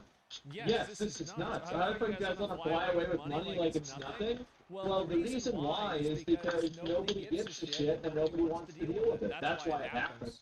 And it's really annoying, but there it is. Nightmares about Nick showing up? Yeah. And I'll link you guys the video. This has over 1 million views already. Obviously, tons of people are supporting him. He's gained a huge amount of support because of this whole event. And, you know, I totally support him thoroughly. I think he's completely right about this stuff. And I think that really the only people that are working against him are people who this is inconvenient for their political views. I think that's what's happened. So there's no way that's allowed to fly without cash. I don't know. The Brits have no idea. So it makes these videos pointless. That makes these videos pointless besides for profit. Well, I think it raises awareness, right? And once you about fraud only helps it, making videos about fraud only helps it spread. Well, I don't know. Nice. I think that's it. So yeah, and I think that also there is a critical mass where if there's enough accountability for it, it will actually stop. I do think so, but you have to make even more people aware of it. I was starting to feel really dumb for going to work every day. You should be. The whole world has Minnesota fatigue at this point. True. It's not Islamophobia, it's Fraudophobia. They never learn. I wonder why. There's no upper limit on how much money you can take out of the country as long as it's fraudophobic. Damn. It's probably going to be a lot more. You know, what's the GDP of Minnesota? So, it's really insane about this. You know, law enforcement can take your money in the car if they can't prove where it came from. Yeah, asset forfeiture. It's a pretty common thing. They used to damn, son. For a while, it kind of went down, and then, you know, now everyone knows where it's at. My mom told me about it. But there's the video. Give the video a like, give them some support. Obviously, Nick Shirley gets a lot of harassment and hate because they've been bringing attention to this. Because there's a bunch of people who, you know, they want to have these voting blocks here in America. My outlook on it is that anybody who is aware of, participating in, or has anything to do with this fraud needs to be denaturalized as a citizen and sent back where they came from. That's what I think. And the ones that are Americans need to just be sent to jail for, like, I don't know, 10 years or something like that. Or more. So yeah, that's what I think they should do. And yeah, if they're in a poorest country, well, then maybe they get people back. Maybe they can take care of their country before they scamming ours. So yeah, why can't they check? Yeah, I mean, it really, like, and I think we need to have conversations about this. Why are we allowing a bunch of people come into the country and scam and defraud us? I mean, why does America not do anything about queer scam? So I will explain the reason why nothing happens. So there are multiple reasons. One of the main reasons why is because Americans are afraid of being called racist. That's why the public doesn't care about it, right? And also, other ones have been mind-broken by the idea that any degree of multiculturalism is good, any diversity is good, and it is a natural, moral, good thing. So working against something that can be perceived as diversity is now bad. And so any time that you have an ethnic group of people that are behaving badly, this other group of people that are afraid of being called racist will attribute a certain moral good to that group of people and then make up defenses and excuses for it. So that's basically the reason why. It's America for not being called racist, you're right. So why would I be afraid of this is a good match for similar skill levels. And I can get this tonight. Now, so they are doing something about it. So I think they're in that building, probably just talking and fucking around, eating food, watching TV. Like that's what I'm doing. I mean, same thing we do. So yeah, it's that simple. Nice. So that's the reason why the public does it. Now the reason why politicians do it is similar but not the same. The reason why politicians do it is because they want to control the amount of information that's getting out. Damn, that was a crazy bottom corner. Not that I was aiming it, but that was crazy. I That the mean. voting blocks will then vote for them ethnically. And so that's the entire goal they have, is that they You want to go can take smell advantage of this by giving these people benefits, advantages, privileges, and in the process of that, they will get the votes back from these ethnic groups of people because they vote in blocks. And so that's really what's happening here. About government scamming citizens and trillions? Yeah, I mean, the government, there are other scams too. There are other people that are doing scams. This is one version. I think it was definitely that. Yes. I should stop blaming people though. It's because number one, this group of people are very hostile and aggressive. And number two, the scams are really bad, so they're obvious. And number three, it is I think it's just, there's very clearly like a ethnic disparity here, where like these people are acting as a group based off of racial reasons. And I think if you put all three of those things together, and I think it makes it very obvious why people are talking about this a lot. But I think the primary reason is number two. Yeah, That's a crazy goal. right? They're so obvious, and that's it. You can smell. If you notice, well, that's not me yet. If you're going to commit fraud, why do you need that many people to sit in an empty building? Couldn't you do it with just one? Well, because they hang out with each other and they're doing stuff. These guys are probably friends, right? And so this is like a group of guys that are hanging out, the same as like you go and hang out in the garage with like 4 or 5 of your friends. Well, this is their garage, except we're paying $2 million a year for them to have a garage. That's the issue. Yeah, they're playing Xbox together. Like that's what's going on. You notice I said reporting on Somalians or importing Asians and Latinos? Well, yeah, of course they are, because there's a lot more Asians and Latinos. I mean, obviously. Duh. Given the behavior of Ilhan Omar, who's often anti-America, she's Somali and wins without any opponent. These are the same people who elected her. Well, like, what do you think the percentage of people that voted for Ilhan Omar is? That are from the Somali community? How many of the Somalians, what percentage of them have voted for Ilhan Omar? 100%? Yeah, I mean, it's guaranteed it's over 90, right? Seems a little risky, no? Most people do, most people are coming on the scam or risk someone ratting you out. Well, no, they don't rat each other out. Why would they rat each other out? Like, they're all making money and they're all winning. Why would somebody, like, randomly rat somebody else out? That chart is crazy, bro. Yeah. They don't like where she's from. Yeah, but the other tribes, the Somali clans, no, this is usually what happens, right? Is that people will generally, to the extent that the other person is not trying to play into your politics, they will put their differences aside for the different tribes in order to work towards a common goal. So, like, while there are intertribal conflicts, those intertribal conflicts will take a back seat to foreign influence. There's a bigger fish, right? Yeah. In group preference? Yeah, exactly. Like, they're closer to the other group than they are us, for example. The enemy. Well, it's more like, I mean, there's like a whole phrase, me against my brother, me and my brother against my cousin, me and my brother against the world, right? And I think that's what's happening with this. And so, yes, obviously they will have their interpersonal conflicts, but to the extent that there's a bigger fish, they're going to go after that first. So yeah, it's that simple. I'm gonna go ahead and take a break and chill out for a bit. I've been pretty fried, honestly. I've been playing stuff like 4 hours, 3 days in a row. So I'm gonna take a nap. I'll plan it out then. But I didn't want to show you guys how to. No, I think I might be playing something different. I might play Hightail for one more day, but that's about it. Hassan is alleging you were working with that LSF mod who was banned. That's on me. Hassan says I was working with an LSF mod. Let me see.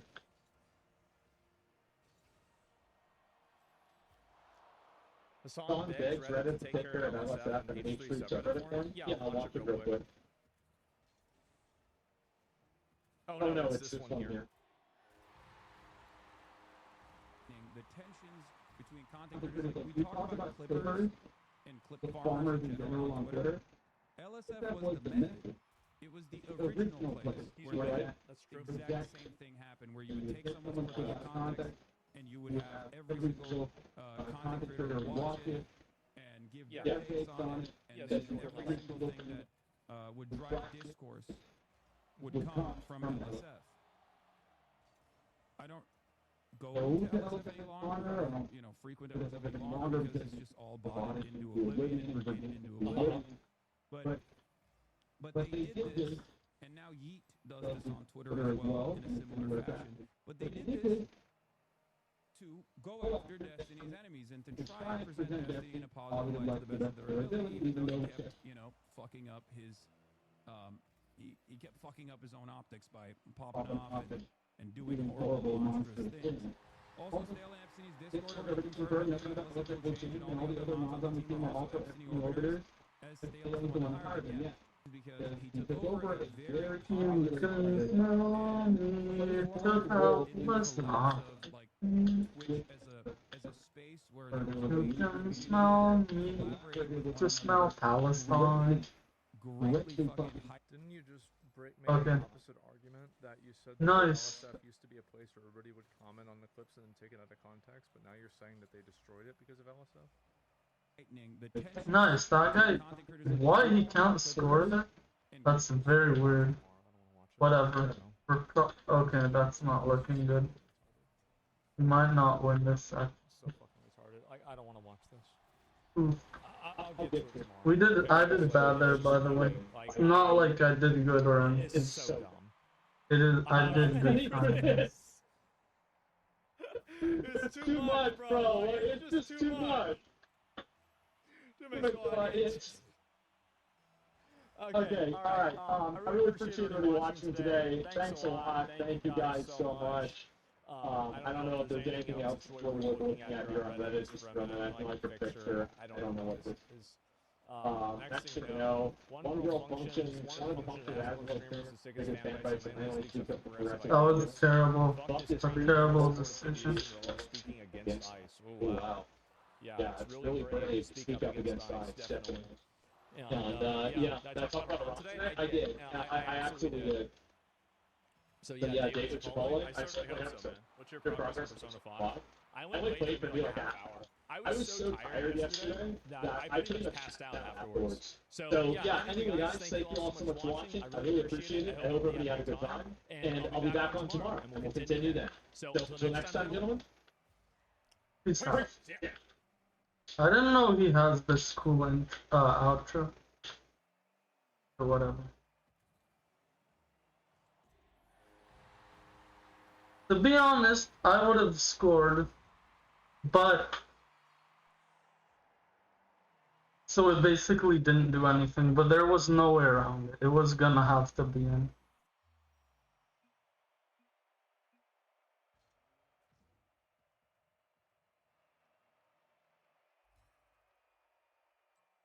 You can smell me, fucking Palestine. Whatever, we'll just watch this. Full set. Don't tell shit anything.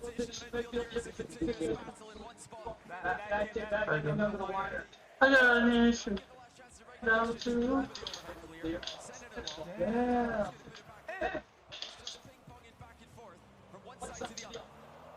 Back up again.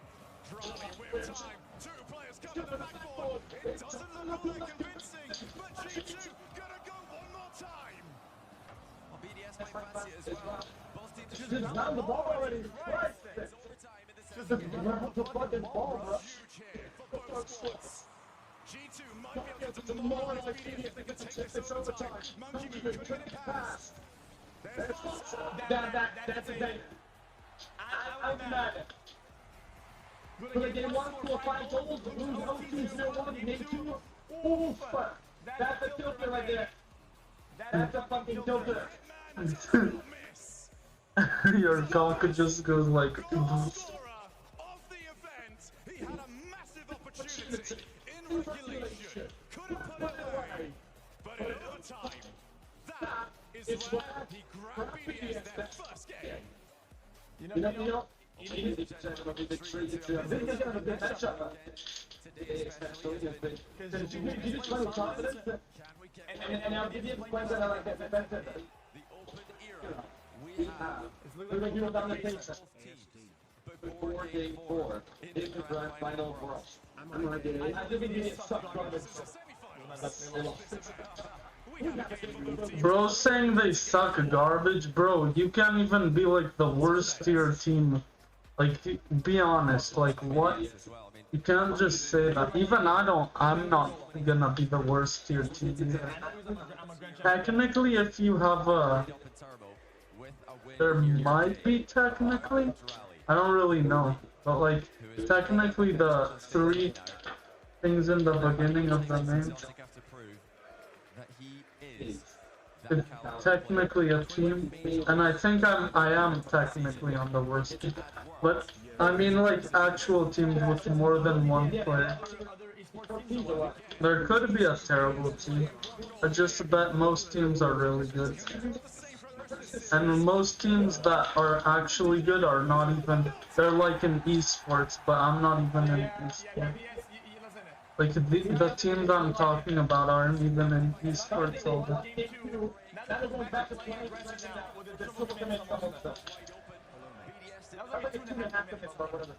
little bit of hesitation from BDS in the midfield there. Not knowing which way to turn. Daniel slots it. He knows logic. Triple committing isn't good.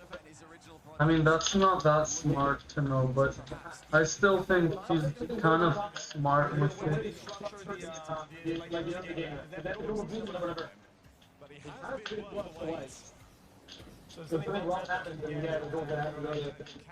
Certainly make these plays on the unbelievable. He wasn't too far off. Now Daniel's opportunity. Shot fizzles away. Moon happy to play it. Yeah, no, that shot there might but I love the 50-50 by Daniel beforehand. Daniel's been controlling so many teams with his 50-50 game. I feel like that's probably going to be the one thing that will be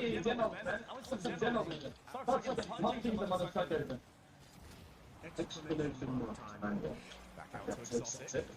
Who will play back ball. That's not getting hit though. You can already see it's a small player, just something that the Chiefs keep their eyes on. Oh! Disgusting slow. They are still in somewhat trouble. Will BDS with a quick rotation? No, he's going to run third again. Monkey has got a few of these. It's all Nice strong. Champ tournament winner, nice.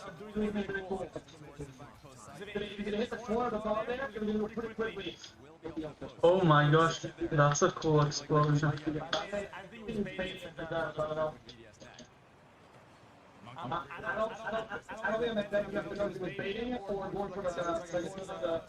Ooh. Lovely touch there from Beast Mode. Still so little, but he gets enough. BDS as always will just try to hold the opposing team inside the field. Yes, it is. You need to be... What? For this it is. What? Wait, but he's mid-diamond? He's probably better than me. Yet another BDS response. Oh, you are not gonna... He's mid-diamond? That's actually pretty good.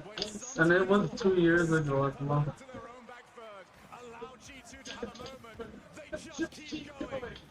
Hold on.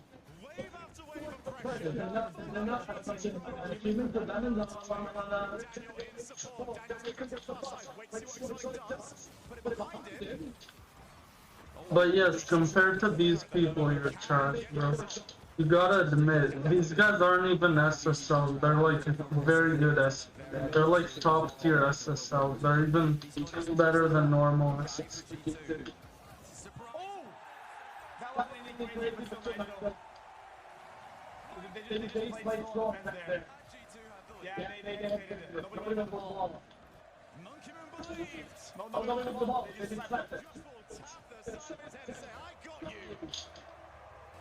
G2 have got the lead. 2 minutes left in this game. And that's the first real offensive. Can they now have a second? Monkey move. He's going to go for the ball. Doritos going to be time and challenge at some point. There it is. Hold on. Now it's Drali's turn.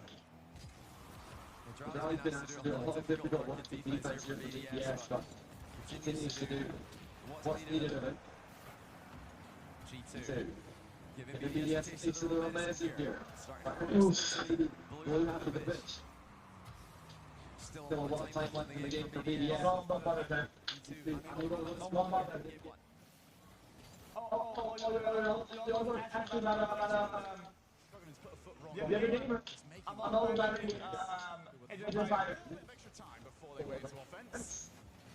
Bro, I gotta kick out one of these modes.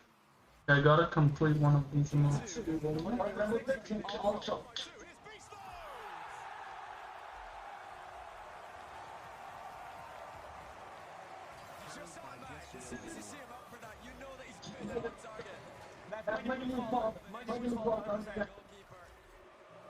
Pass made as well, off the sidewall to get things started off. G2, 2-goal cushion. And now for BDS, it's time for full set. What is that?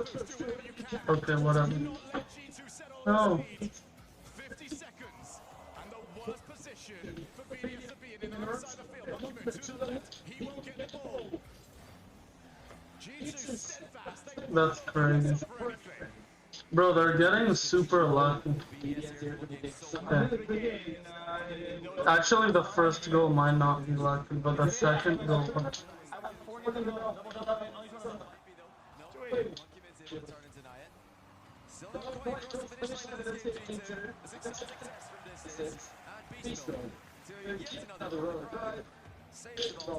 It's those midfield challenges though. G2 are smashing through them. BDS have to work from stage 1. Exotic, one boost, yeah, you're not want to play that. Drali has to Well, that's crazy. I didn't think I can do that. G2 have got the lead of the series back. Top 1% in the block. Top coming in the lead. Top 1% in the lead. I got it like that.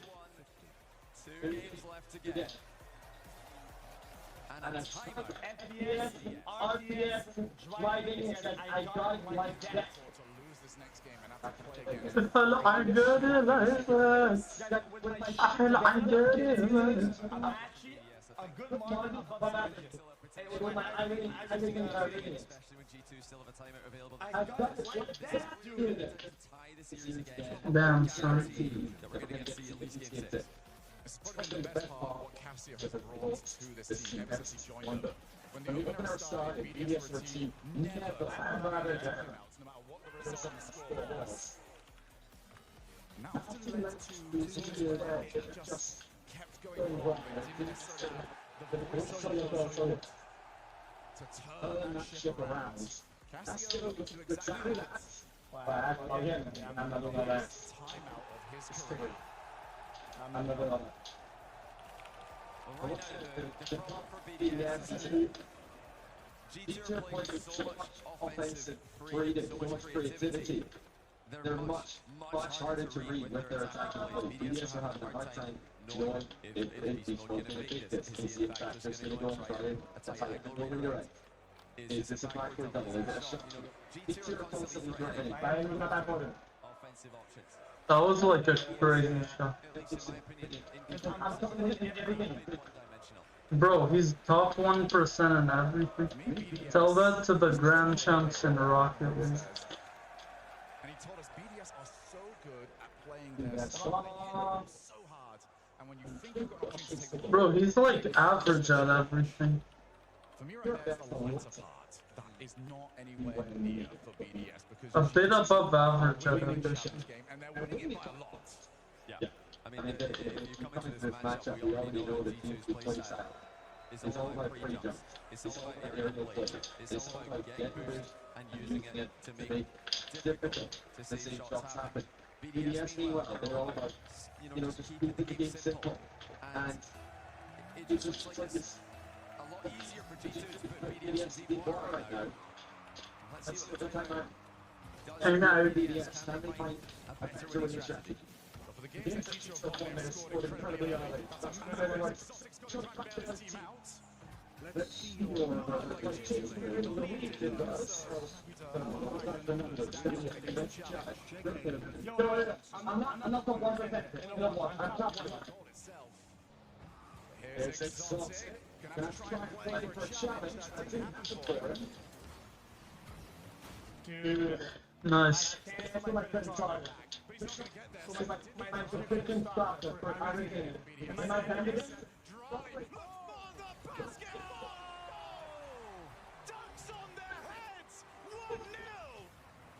That wasn't a rule one. Even technically. Wait, that was pretty good. Had no idea what to do with that one. Just don't see it all often. The nerve of it to even try it. Well, BDS usually do the simple stuff very well. How did that happen? I'm actually confused. Very well done. He's trying it again. He's got the ball. Looks to try to take the ball. That was really nice. I like that. Very good defense. That's dangerous. He's Very good defense. Very nice. Pretty much any goal in the world that exists, Drally can probably recreate it. BDS has got more players capable of those kind of things. Will the weight on Drally's shoulders to be that mechanical? Drally and BDS, it's like so weird. What the hell is Drally? Oh yeah, I like Drally.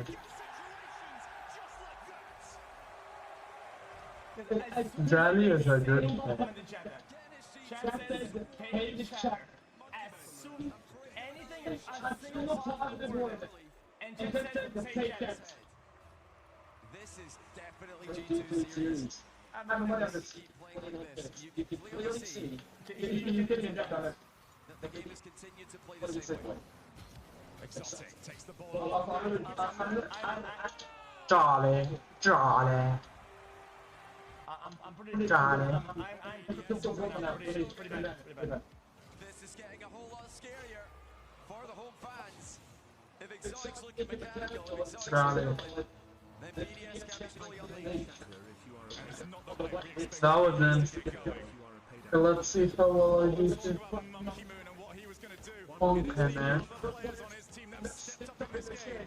They've gone to 1 lead, 3 minutes left. Not the best touch from Exotic. And the last time they had it, they scored on. But this time, they will stop it. Drally with no boost. Jump up the wing save. BDS have got almost no boost. On all three of the players, Monkey Moon. One of the best global players in the game, though. Will chaperone the ball clear. BDS have got to get away from the West, though, in defense. Tanzania, Palestine. Very poor decisions made. Argentina. Massachusetts, Argentina.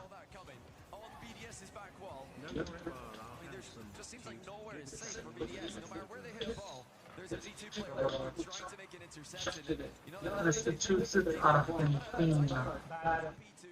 Remove their focus from team plays and swing it more towards solo plays. Passing against this G2 lineup just seems to be too dangerous. They've already considered 2 goals straight from interceptions. It is a very confidence-boosting way to score. What a shot. Bro, what is this guy? Will just hold the line. Massive attempt Yeah, there. this guy's crazy. Oh my goodness, Daniel off the ceiling. Can anyone get back in time? The demo will come through. Chat, BO7 I feel like it should be BO7 Ooh. BO3 like tennis. Through the smoke, G2 could not find the goal. Exotic up high, forcing G2 to commit to that high option on the air goal. G2 are going to keep on pressing. They've been so successful with their offense in this grand final. I see no reason for them to change their strategy, and it doesn't look like they're interested in doing so. They're going to put the pressure on BDS every time that they can. Nah, bro, this guy's good. He's crazy, bro. Beast mode ready and This is what G2 do at their best. I just need to score 1 goal. He can win. I don't care.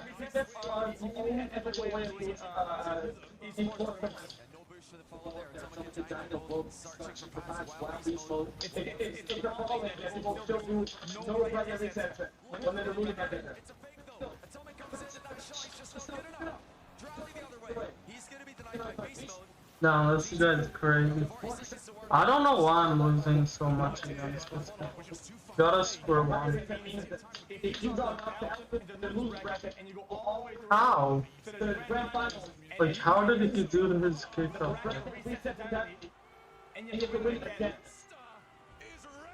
No, I gotta score 1 goal. Look at that demo dodge from Exotic. Beast mode completely missed. And Atomic, who was probably waiting for that demo to land, could not catch up with the shot. Brilliant by BDS. Bro, how is this guy doing that? Bro, I gotta win 1 shot. BDS all over. But they have got a player on the backboard. Atomic goes for the goal off the backboard. Somehow BDS had a good read. Lovely control. G2 have got to get control of this ball and put it in the net. Oh, they will see the series is tied up. I think that they're running out of time already. Now let me explain. Have got it at 2 each. And they're scoring for the fun. One more time. The way the game works, if you score with 0 seconds remaining, it is guaranteed the last goal of the game. If you score with 1 second on the board, you get to have another chance at a kickoff, and you have to score the ball in the game. Wait, I need to see. I'm almost 100. Yeah, I can play. To have a chance at overtime. I'm just saying, I've not heard anything for no object. Whoa, what a slippery stick. Automotive. But they're all here in this arena. That was pretty sick. To find a response. There will not be a time. The BDS, I mean, what a time. One of the best talent scouts in the world shows it right there because the time he scouted were incredible. I mean, The car doesn't move forward using gas, the gas is free. They can also move forward faster with boosts so they can get on the ground. This leading a meter that maxed out at 100. He has to be more mechanical. He needs to show a more individualistic style of play, like they're using right now. And he can do it. Like they're using right now. That man in the middle is so composed. Speaking of composure, it's rally as well. Jolly, bro. I'm so jolly for you. All 4 wheels of the car have touched the ball. Faster. And the ability to bounce back from bad results. Yes, it must win game now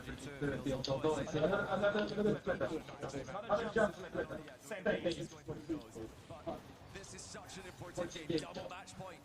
Which can happen if you do that on ceiling. But we are guaranteed at least Neo Tokyo. We go further. Oh, this is the play. Urushalim and cut. Daniel's already waiting. Picks up the 100 boost, so it's going to be Daniel's turn. Okay, hold on. Seems to understand Hold on. exactly that they were in, but look at the outcome. That was so nice, though. Sending the ball was low. Oh, that's a chance for G2. Daniel on the corner. Oh, what a save. Actually, a passing play to clear that by BDS, but G2 still. Oh! Pre-jump save by Monkey Moon. This is Atomic guy is off the walkers. Gets a second, but it's out again. Okay. It is a match of inches. Whoever can get 12 first can get the scramble twice. I was pretty nervous with the touch there by Beast Mode. D2 dominating the boost as they so often do, but their touches do not look as deliberate as they did earlier in the series. Very nice. Keep doing that. That worked a couple of seasons ago. Now, G2 scoring off those. oh, was that a fake?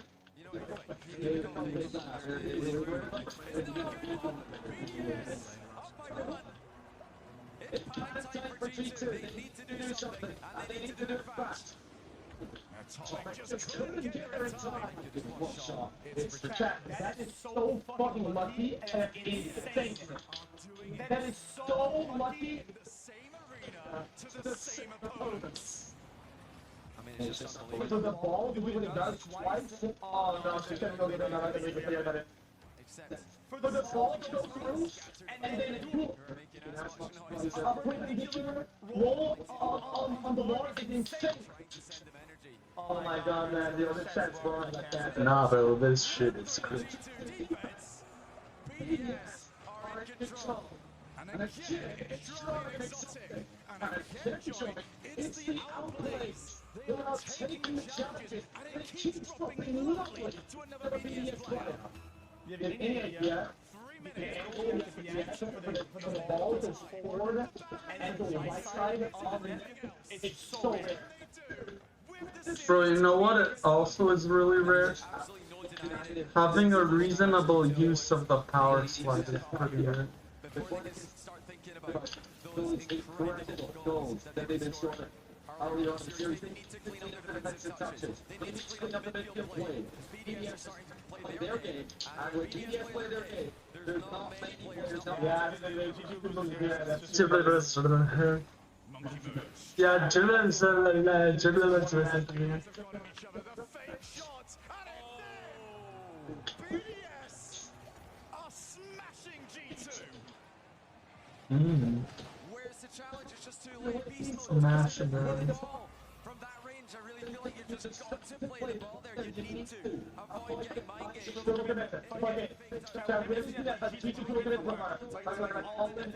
But G2 are on the pitch, Shogun. This is a chance to the title to the backboard. So make up for it. This has to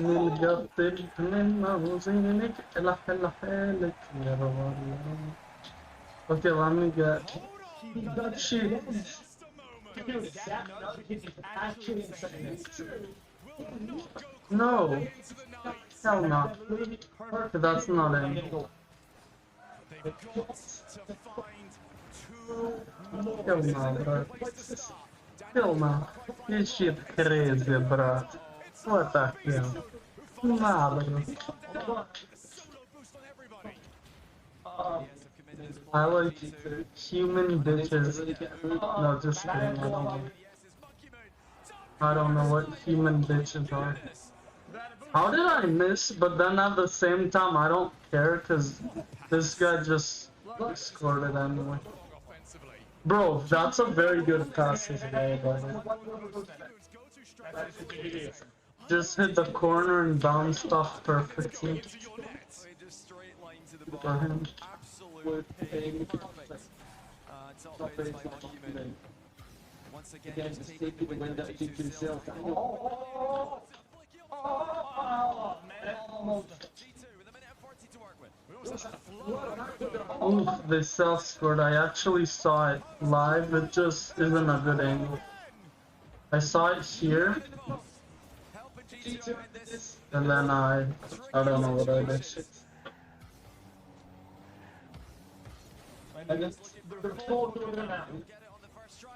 Guys, I gotta drink some water. I'll be back.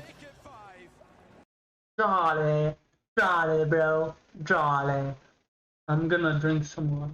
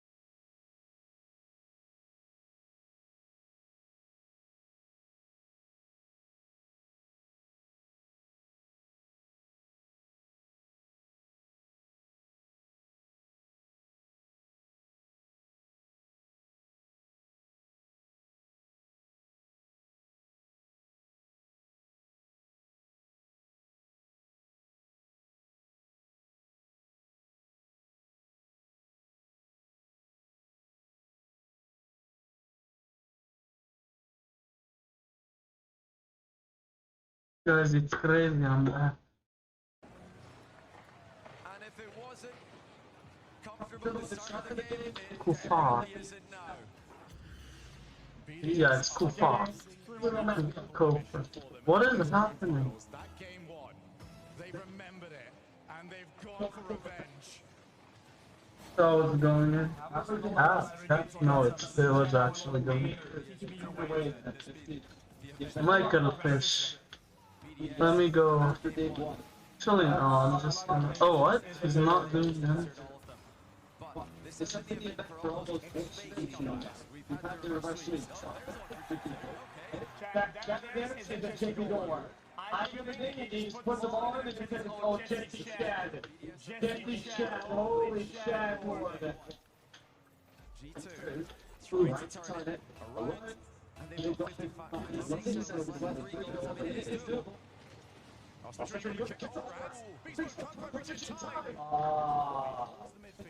They tried to forget about it. Maybe get one more than every 10 seconds. Hold on. Some momentum though for G2. Looking better in the last stage of this game. They do still have their timeouts. It's not any matter. It's just that. You need to count the time it takes for the ball to travel to the goal. You know, really got that looked pretty good for G2. And then they did that for goals and then Threatening a 6th goal, not satisfied with the beatdown they've already applied in this fifth game. That's going to put the side, still hits across the bar. Woodward, not a fan of G2. Do head into the final few moments of game 5. Yo, just grab the ball, man. Yo, let it go, brother. Yo, let it go, man. Championship points. Just put the ball on the ground and put it back in the bag, man. And G2 do still have their timeout. And they've called it to the surprise of no one. This is a situation. Down 2 match points. What can Sapio and the boys have for us? They've not made it easy for their fans at any point throughout York's history. Why are they going to make it easy for legends to live out legends? From Monkey Moon, third World Championship Grand Final in a row, looking to try to become a two-time World Championship winner. Driving, looking to do what Zen did last season and go from rookie to World Championship winner. Let me do something. Yeah, okay, sure. No one can doubt you because they have to respect you and call you Mr. World Champion. Well, they've done it once already. G2 came back against Furia. 2 and that's going to be a bit I wanted. Game 6 and 7. Now they have to do it again. They're going to need every ounce of energy that you guys have got in this arena. They're going to pull it off. It's been a fantastic crowd all weekend. Making noise for our teams from, well, I was going to say every region, almost every region. God, Max in this case. G2 they just have to believe it's possible, and then they have to play their strategy and avoid the mistakes that cost them so many goals out of game 5. It's almost backwards thinking a bit away. But we already realised that BDS, they've already done this. G2 smashed them in game 1. BDS were able to come back and win game 2. So for G2, You like being alone every day? Brother, you like being at your workplace every day with everybody around you? You play football together. go to the place where dreams are made. Champions Field or bust. There is nothing in between. How much do you want that? Are you able to avenge 2 years ago, or do we just live in Monkey Moon's Within the next 20, so Mr. Right Let's get to it! let's see. That's crazy. Now we keep doing each other. No other option. And they start off with the ceiling play. They their intentions not with that. They believe in their offense. They believe in their aerial plays. But will they find a way through? The best version of BDS that we've seen. It's been a BDS that has been a long time in the works. They have not won all season, but they are peaking when it comes to the backboard. Jack has to find a way. He's done exactly that. And that's the ball. So easily. Love the use of just to stay with that ball, make it a little bit harder for BDS to get clean touch. BDS creating their own touch in the midfield. Pandemonium about halfway line. Both teams stacked up for possession. Monkey Face got back oh, just maybe the thread he got over the top of it. He's going to use that boost. Hold on. Done for his troubles. Off the ball. Here comes Dry. Himself an exotic. Just put an absolute show in the previous game. And G2 keeps them quiet this time around. Off the ceiling. Oh! To Atomic. Monkey Moon again. They're in time. That was defensive! Watching that dangerous pass. The G2 are known for they love to pass the ball out to the mid to free up and teammates. All the teammates waiting in the middle of the backboard come in to play for G2. Hold on. The challenges are raining in early. Yeah, that's not gonna Bro, it's crazy how bad they are. Low boost. Exotic low. Drally boost. Drally go. Drally score. But G2 helped each other out in the first play. They helped each other defend. But BDS still good. They keep applying pressure. 1v1? Oh, let's go.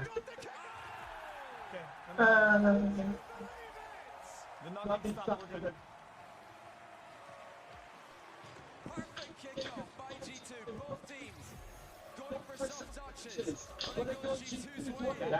The first cheating player to tie the game immediately. What a call to go for! Now there's a kickoff again! This time Exotic will be the time! Dry. I'm almost in the chat. That was a joking. Back for a second, you've got to be careful, he's got to be working. Don't drop the stop it. Just keep the ball in that back corner. Here comes Daniel now. With the ceiling double. Pass to Atomic, it's gone over the top of it. That's across the face of goal, G2 expecting it. Low boost means he's missed the ball entirely. That's a massive play coming in. That's the way that G2 was scoring earlier on. BDS almost able to return the favour. Oh, look at that. No challenging. Exotic used the blind spot. Without flick. Daniel had to respect it and flick just in case the challenge was coming. Oh, it's a duck. Oh, that's in there. Yes, it's a save by G2. Has that saved that tournament? 2 minutes, 1-1. And that's a goal. If BDS can get one more, G2 are going to be on death door once again. Daniel off the side to Atomic. He leads it. Where's the next one up? A little bit too late for Beast Mode. Oh, no, BDS, but that is just a monster clear. Then BDS doing their best. BDS challenging G2 so quickly. G2 needs to oh, that was a cool. Dexter's touch there by Beast Mode. The torpedo. Check it out. Harpoon to the air. Who dares challenge? You've got to go. That was a smart play there. He could have even scored, I don't know why he didn't. And I think he's in front of the ball, even if there was a defender in the way, he might be bumping them. BDS, a minute and 29 seconds away from a world championship. G2 responded to it last time. This kickoff, not quite as well done. A minute and a half. Yeah. Moon is a 2-time world champion. Atomic. Can't go Oh my god. There's so many players committed. Beast Mode. They've got butts. Oh! They've got butts. Oh!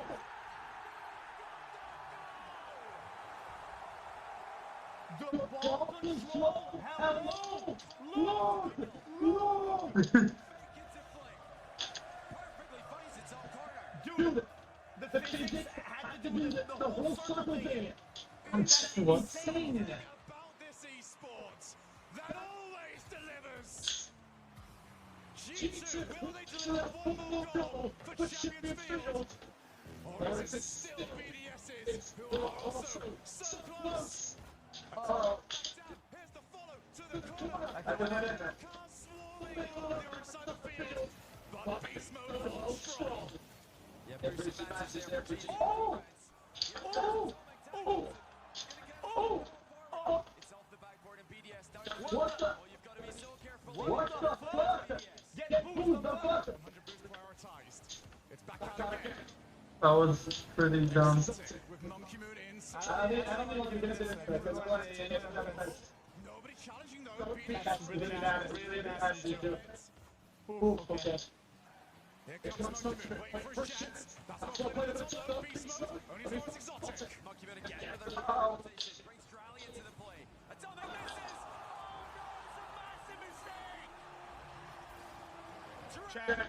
I'm not getting it. I'm not getting it. I was gonna say nice read on the ball.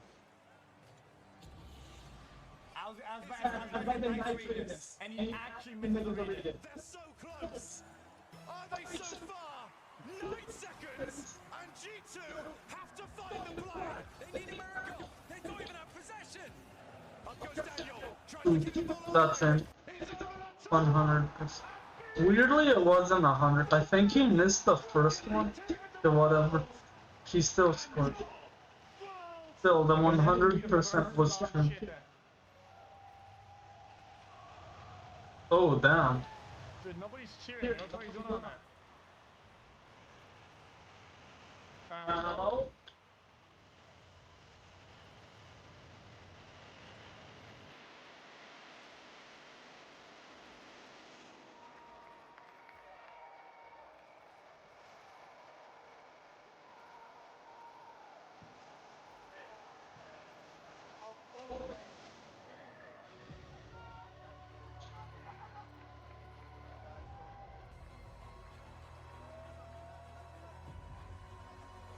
That's kinda cool.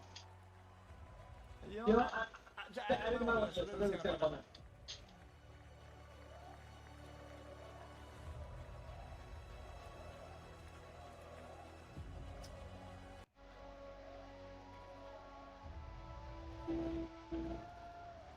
XQC now. So, What is the IML? It's gonna be at like 5 AM that I know. XQCL.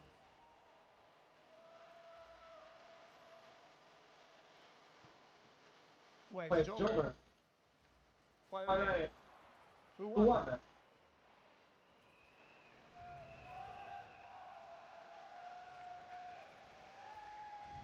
Like, that top center. Oof. Oh. I mean, win. Oof. Yes, I won. Let's go, bro. Wait, Swedish Hunger Games? No, wait.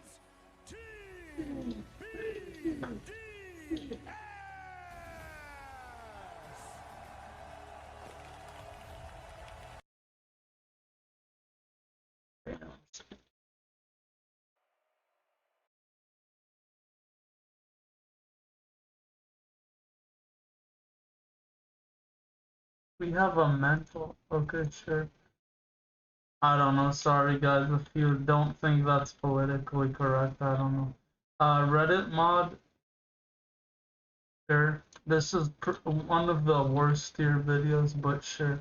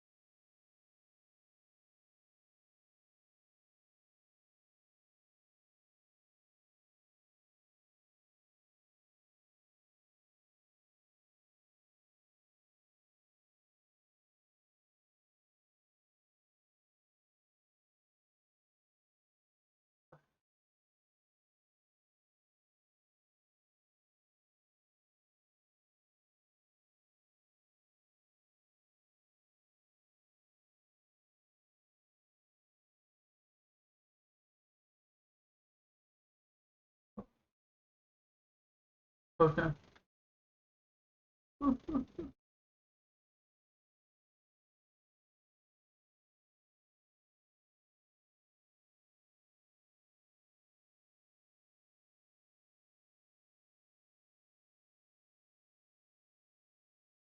I mean, I kind of agree with her, but like, it's probably gonna be a bad video. I just.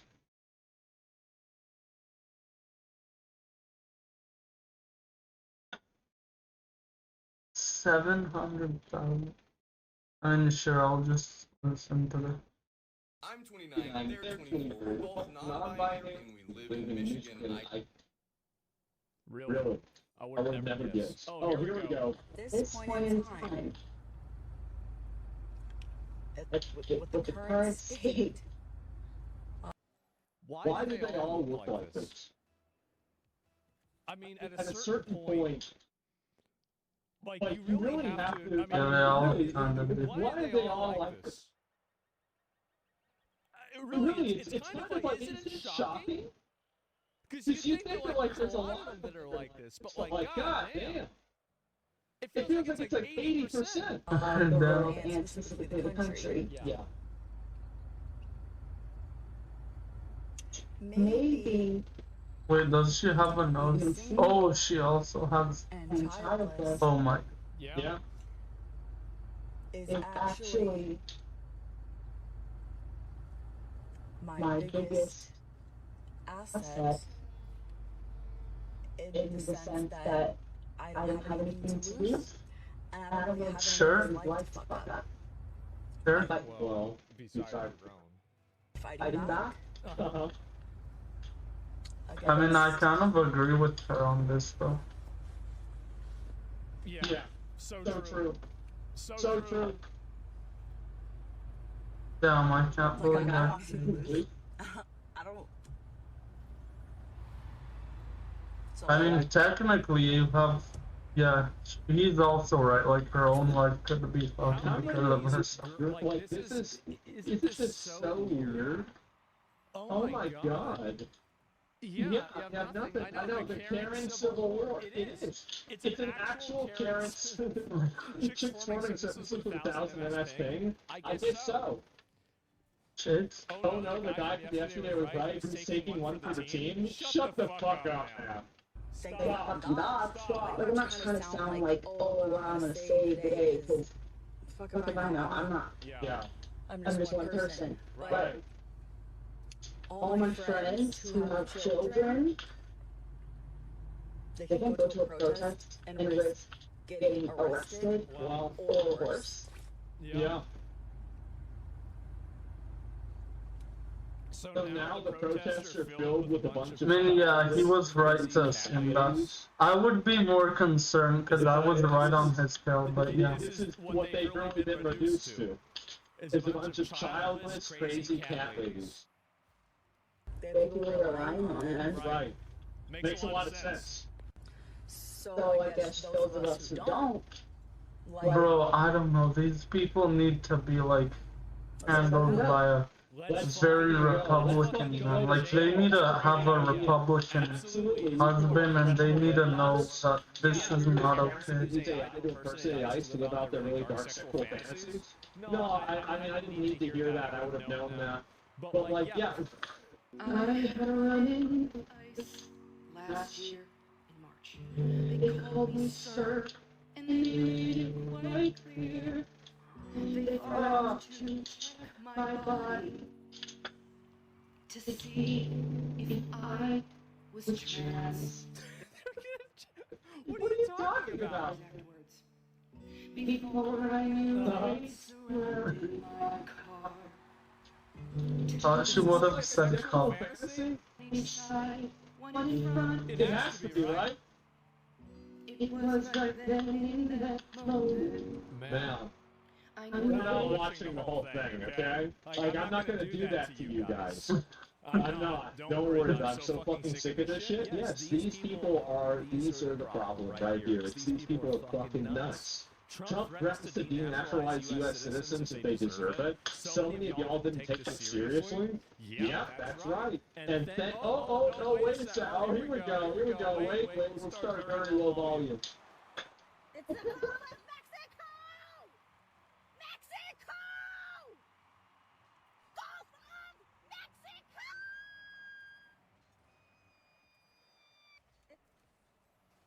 Holy fuck! God damn, this bitch is wild! It's a banshee? I know. Look, guys, I told y'all this is it. I said every single fucking, every place in the world has a mythology of something that is just like this. And I don't think that's an accident. I really don't. Certain militaries are also accompanied by facial dimorphisms. Well, maybe you're right. I don't know. What the hell? This place sucks. I hate it here. Oh my god. I have just a place for you. I know exactly where you need to go. It's a place, it's by the water, it's by the sea. It's called Somalia. They don't have any ICE agents over there. In fact, they don't really have much government at all. You can go to Somalia. Is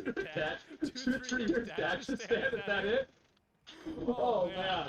And yeah, more like Gitmo, Darwa, Soul. Yeah, these people are really crazy. Also, by the way, yeah, bro, you wanna live in Somalia? Are you listening to the Bro, sure, visiting there might actually be cool. I also disagree, but yeah. Like, sure, visiting there, okay. But living there and living under their rules, like... Actually, I think she's also gonna be forced to wear a hijab, but I'm not completely sure. I know. Oh, here we go. Israel is not real. Just kidding. It's not real. Okay, it's so dumb when people say that on the internet. Our fucking neighbors are at risk, and we need to be in the streets every fucking day. If it's not you today, and you need to pray, somebody else to get them out there, take their place. We gotta protect the police. We gotta protect Okay, thank you. we gotta protect our neighbors. But it's not your politicians that are fucked up. They've been sleeping. It's been wild to watch. I've only been out here for 2 days now. And watch the community organize in such a quick way. Obviously, you guys have been doing it for weeks and months. And what has it been like to see the community of Minneapolis really come together? It's about time. It's about time, so people have been dreaming about this for years now. Wait. What's she wearing? Damn, I was about to say that. Nice stuff. That's the thing that's at the bottom of your oven. So this fat retard took the fucking the oven steak.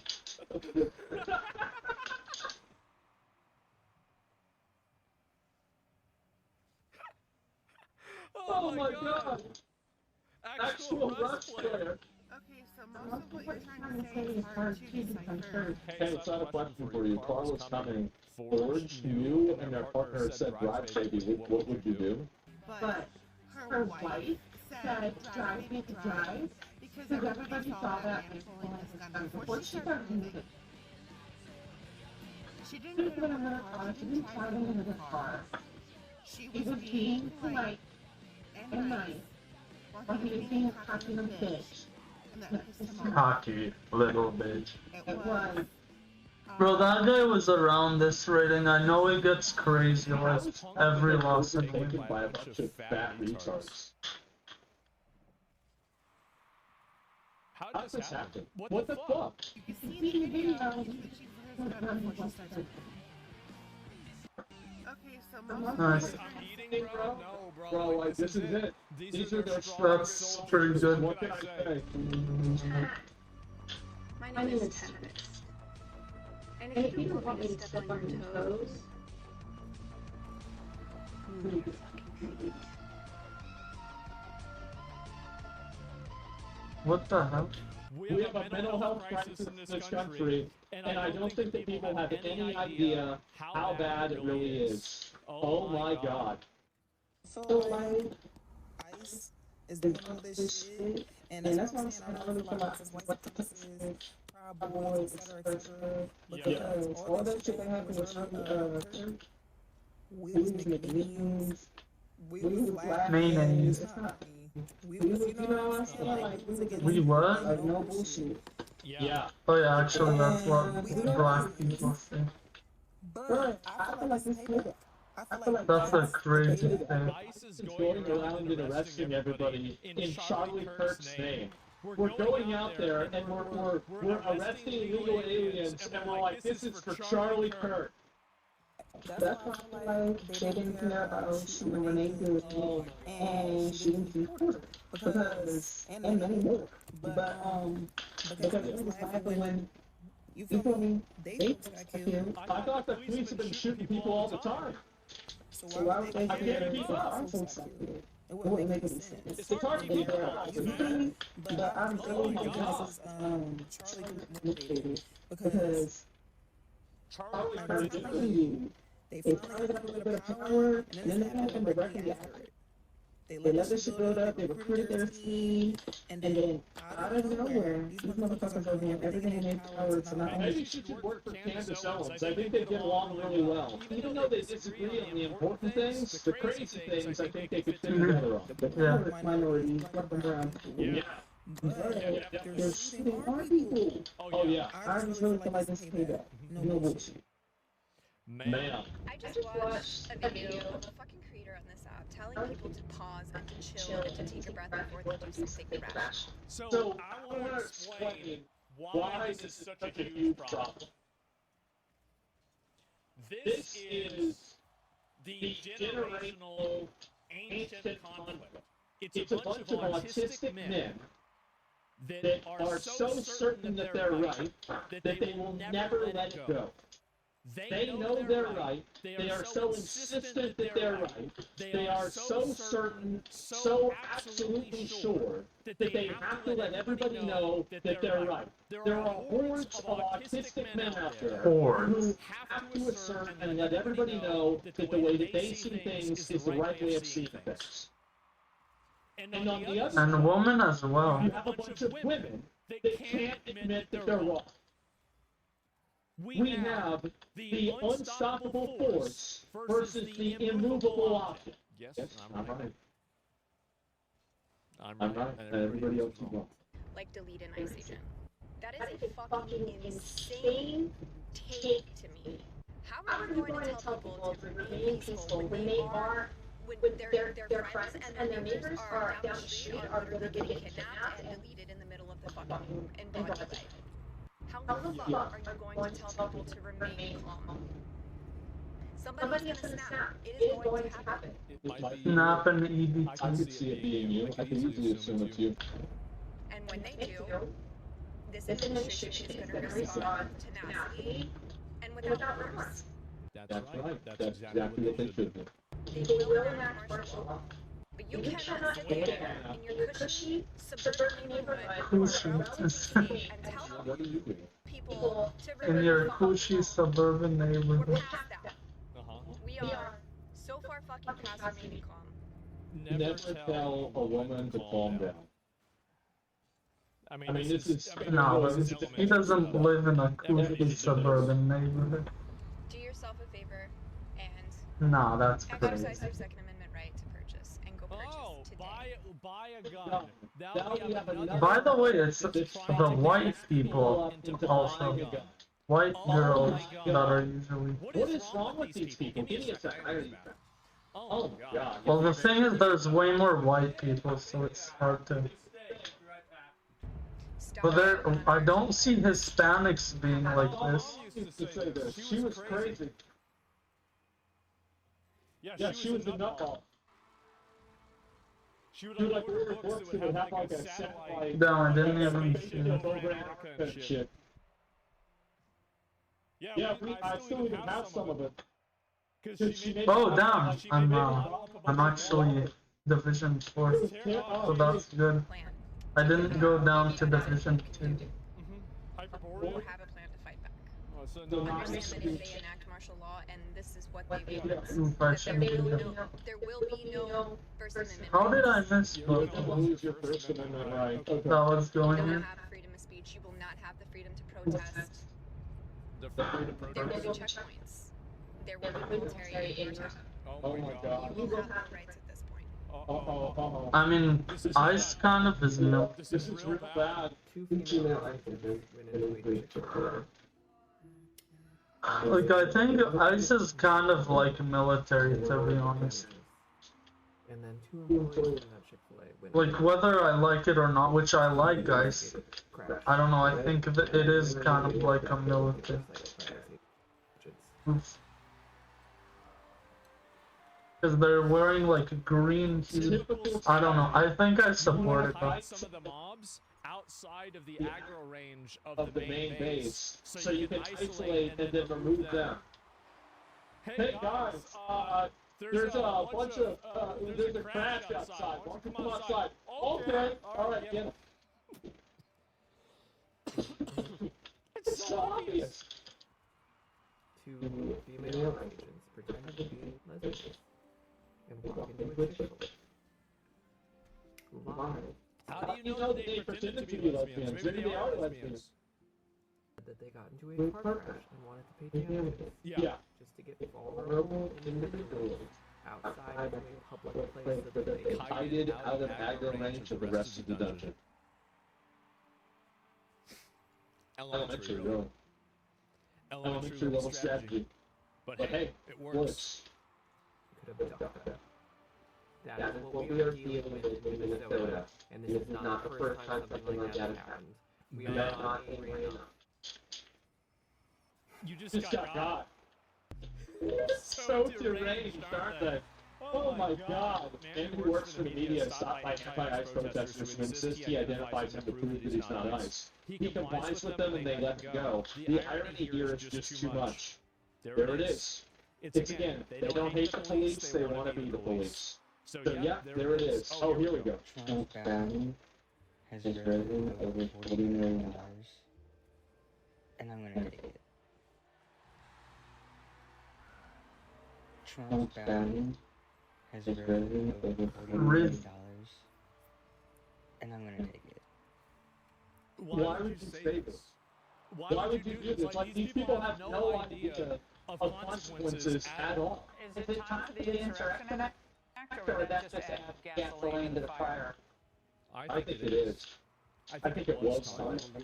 President on that, but it's certainly an option, a viable option. So actually, I'll be meeting with the president tomorrow. So, you know, I think it's something that needs to be on the table because this cannot continue. There's going to be more bloodshed. I'm telling you, I hope I'm wrong. Baldy's right. He's totally right. There's going to be more bloodshed or something like that. Yep. It's going to spread, and most Minnesotans, by the way, and I'm going to say this tonight, because folks have reached out to me, Nice. support ICE. It's this radical group of anarchists, and when you see them close up, you really get a sense of who they are. I think it's a lot of, A lot of them paid, a lot of them working, double shifts of protest. a lot of people in Minneapolis. Which are reasonable, common sense, peaceful people of all backgrounds. I don't know if I'd agree that most people like ICE, because obviously Minnesota did vote a certain way, but I do think that very clearly a lot of them do. I mean, it's easy to assume 30 to 40% clearly want ICE to be there. Including immigrant background. They don't like what's happening in the Twin Cities, and we're going to expose more about Jacob Fry in a moment, but I think most people are good people. They want the bad people out, and they want some peace in their neighborhoods. And we're going to get the bad people out. And as far as the organization, everybody that's, planning these protests, giving these people weapons and coming They're in. not doing enough. Again, this is a shame because they deep dive in that whole stuff. But just, y'all said this shit, like, remember the Tesla riots? How many of these people do you think were Tesla bombers? I bet all the Tesla bombers there in Minneapolis, they're doing this right now. I don't think y'all are doing enough. I think, again, like, they need to get somebody in there, that knows how to use the internet. and they can just find these people in mass. Like, you need to do probably, like, I would say 20,000 arrests. If you arrest probably 20,000 people, Massachusetts. probably go away. Because you just go, you get the 20,000 most problematic, extreme, violent people, and that's it, problem solved. A Reddit moderator just made a video directly speaking to and tugging on the heartstrings of the CEO of Reddit. He's making a big call to action after he had been stripped of his position as top mod on r/livestream fail. I'm kind of at a loss for words here. I can't believe what I just watched was genuine and not a skit. But this seems authentic. What you picture in your head when you hear the term Reddit mod is exactly what you are about to see unfold in the flesh. The reason this mod just lost his position is because he was promoting a scam on the subreddit that he was the top mod for, Livestream Fail. I made 2 videos covering this. It was the $1 Million Fan Show, which was paraded around as a $20 million reality television show for streaming fans that even paid entry into it to compete for the $20 million prize. That is a good show. The whole thing was a load of baloney, as it appears everything has been wiped off the face of the planet. So some viewers paid money for actually nothing. They flushed it down the shitter, and agencies that process the streamers were left embarrassed. Most notably, Mythic Talent was the one that was named by some of the streamers as their agency that took them the deal, where seemingly no due diligence was done on behalf of Mythic to confirm whether or not this was even legitimate in the first place. There's a smart person. It was supposed to be an Amazon production, but clearly it was not an Amazon production, and it took 2 seconds for the website to deduce that this was fraudulent, but they took this deal before the website even existed. It's a whole mess. I've already covered all this. But Livestream Fail gets roped in because there was this inexplicable partnership that no one fully understood, where $1 Million Fan was in bed with Livestream Fail, and the top mod of Livestream Fail made a post on the subreddit pinning it to try and get more suckers into it. Now this is his response after being fundamentally fired from his free position of Reddit janitor. Hello, says Mr. CEO of Reddit. I hope you have received this public video that I have created and sent to you via your email. If not, I hope anybody who cares about the topic in this video can get it to him in any way that you can. This video is about a topic of deadly seriousness, and that is Reddit moderation and the state of your platform. Oh my god. This is Reddit's Manhattan Project right now. The moderators are rising up against the CEO of Reddit. I'm actually at a loss for words.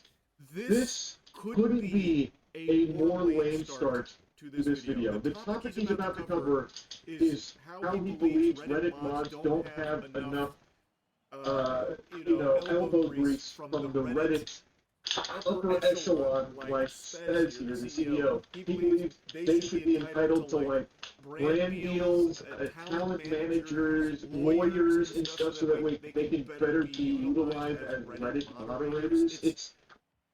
I'm not even kidding, by the way. I'm not exaggerating. Like, these are points he was making in this video, and that's what he's talking about with deadly seriousness here. He talks about Reddit moderators like they're fucking G.I. Joe commandos.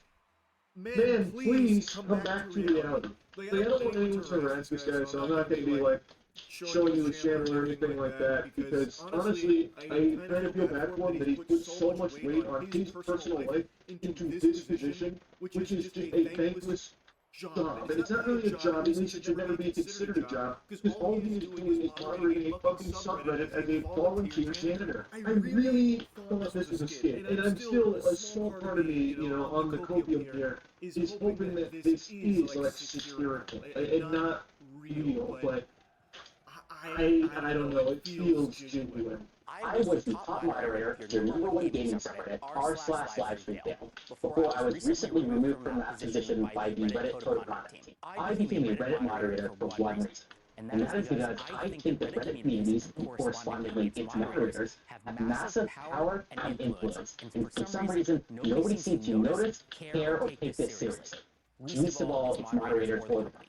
You know, that's not really a good look to say the sole reason you pursue this path of heroism as a Reddit moderator is because you believe that it held so much power. So you're basically saying that you were power hungry, you didn't want to take this spot so that way you could feel powerful. He believes that Reddit communities, specifically Reddit moderators, hold a strong level of sway and power, and that's why he became one himself. That, I don't think is a good look, man. It's not even coming from like a place of passion or something for communities. He's literally saying he did it because he wanted to be strong. Come on! I understand that Reddit's communities, like Reddit as a whole, is a platform that does hold like legitimate influence over like conversations, topics, and stuff like that. So by extension, moderators have a lot of ability to control narratives by hiding things or boosting things, and that is something that I've talked about in the past, and a lot of people have made mention of many times. It's been a pretty big yapping point for a while. This is the quintessential Reddit mod mentality. You know the stereotype that exists of power-tripping Reddit bots? He is, in the first minute of this video, confirming that is exactly what drives him, is power. Like this small modicum of power that he was bestowed for the livestream failed subreddit. And it's... The level of self-importance is sickening. In this video, I will go over why I believe this, and I will also talk about a code of conduct moderation action that was taken against me due to good faith mistakes that I believe were caused by a clear lack of direct material support that the company gives its moderators. I will end the video by talking about what you says can do to fix this problem, as well as what I and other communities can do in case Reddit does not solve this very serious mismanagement problem regarding the lack of support that is given to moderators. So here's the spoiler alert. He is going to be playing a sad song in the world's smallest violin about how he's been removed now as top model live stream failed because he was promoting a scam through that subreddit, which did ultimately result in people losing money. There were actual victims of the scams, and he has been removed of his position at the top of the food chain on live stream. That was so annoying. And he is now putting a decent chunk of that blame on Reddit itself for not giving him the tools to avoid this from happening. At a certain point, there's like a brief moment of self-awareness, like this lightning bolt of self-awareness, where he's like, yeah, I know, it's fucking this is a little fishy. But then he like immediately pushes it onto Reddit, like, but if Reddit had given me access to brand deals and lawyers, this probably wouldn't have happened. What the fuck are you talking about? You're a Reddit mod. Why would Reddit be giving you access to lawyers and brand deals and shit? That doesn't make sense. First, we'll go over the code of conduct action and why I was removed as the top moderator of r/livestreamfail. This sounds like stupid internet drama, I know, but I'm going to talk about how this is a very clear example about how Reddit's mistakes causes very serious problems to Reddit's community and the company as a whole. It was your mistake, buddy! The fucking Spence wasn't behind you massaging your shoulders as you signed the deal with $1 Million Fan Show. This is so annoying, bro. He wasn't like the like, this game might be one of the most annoying ones possible.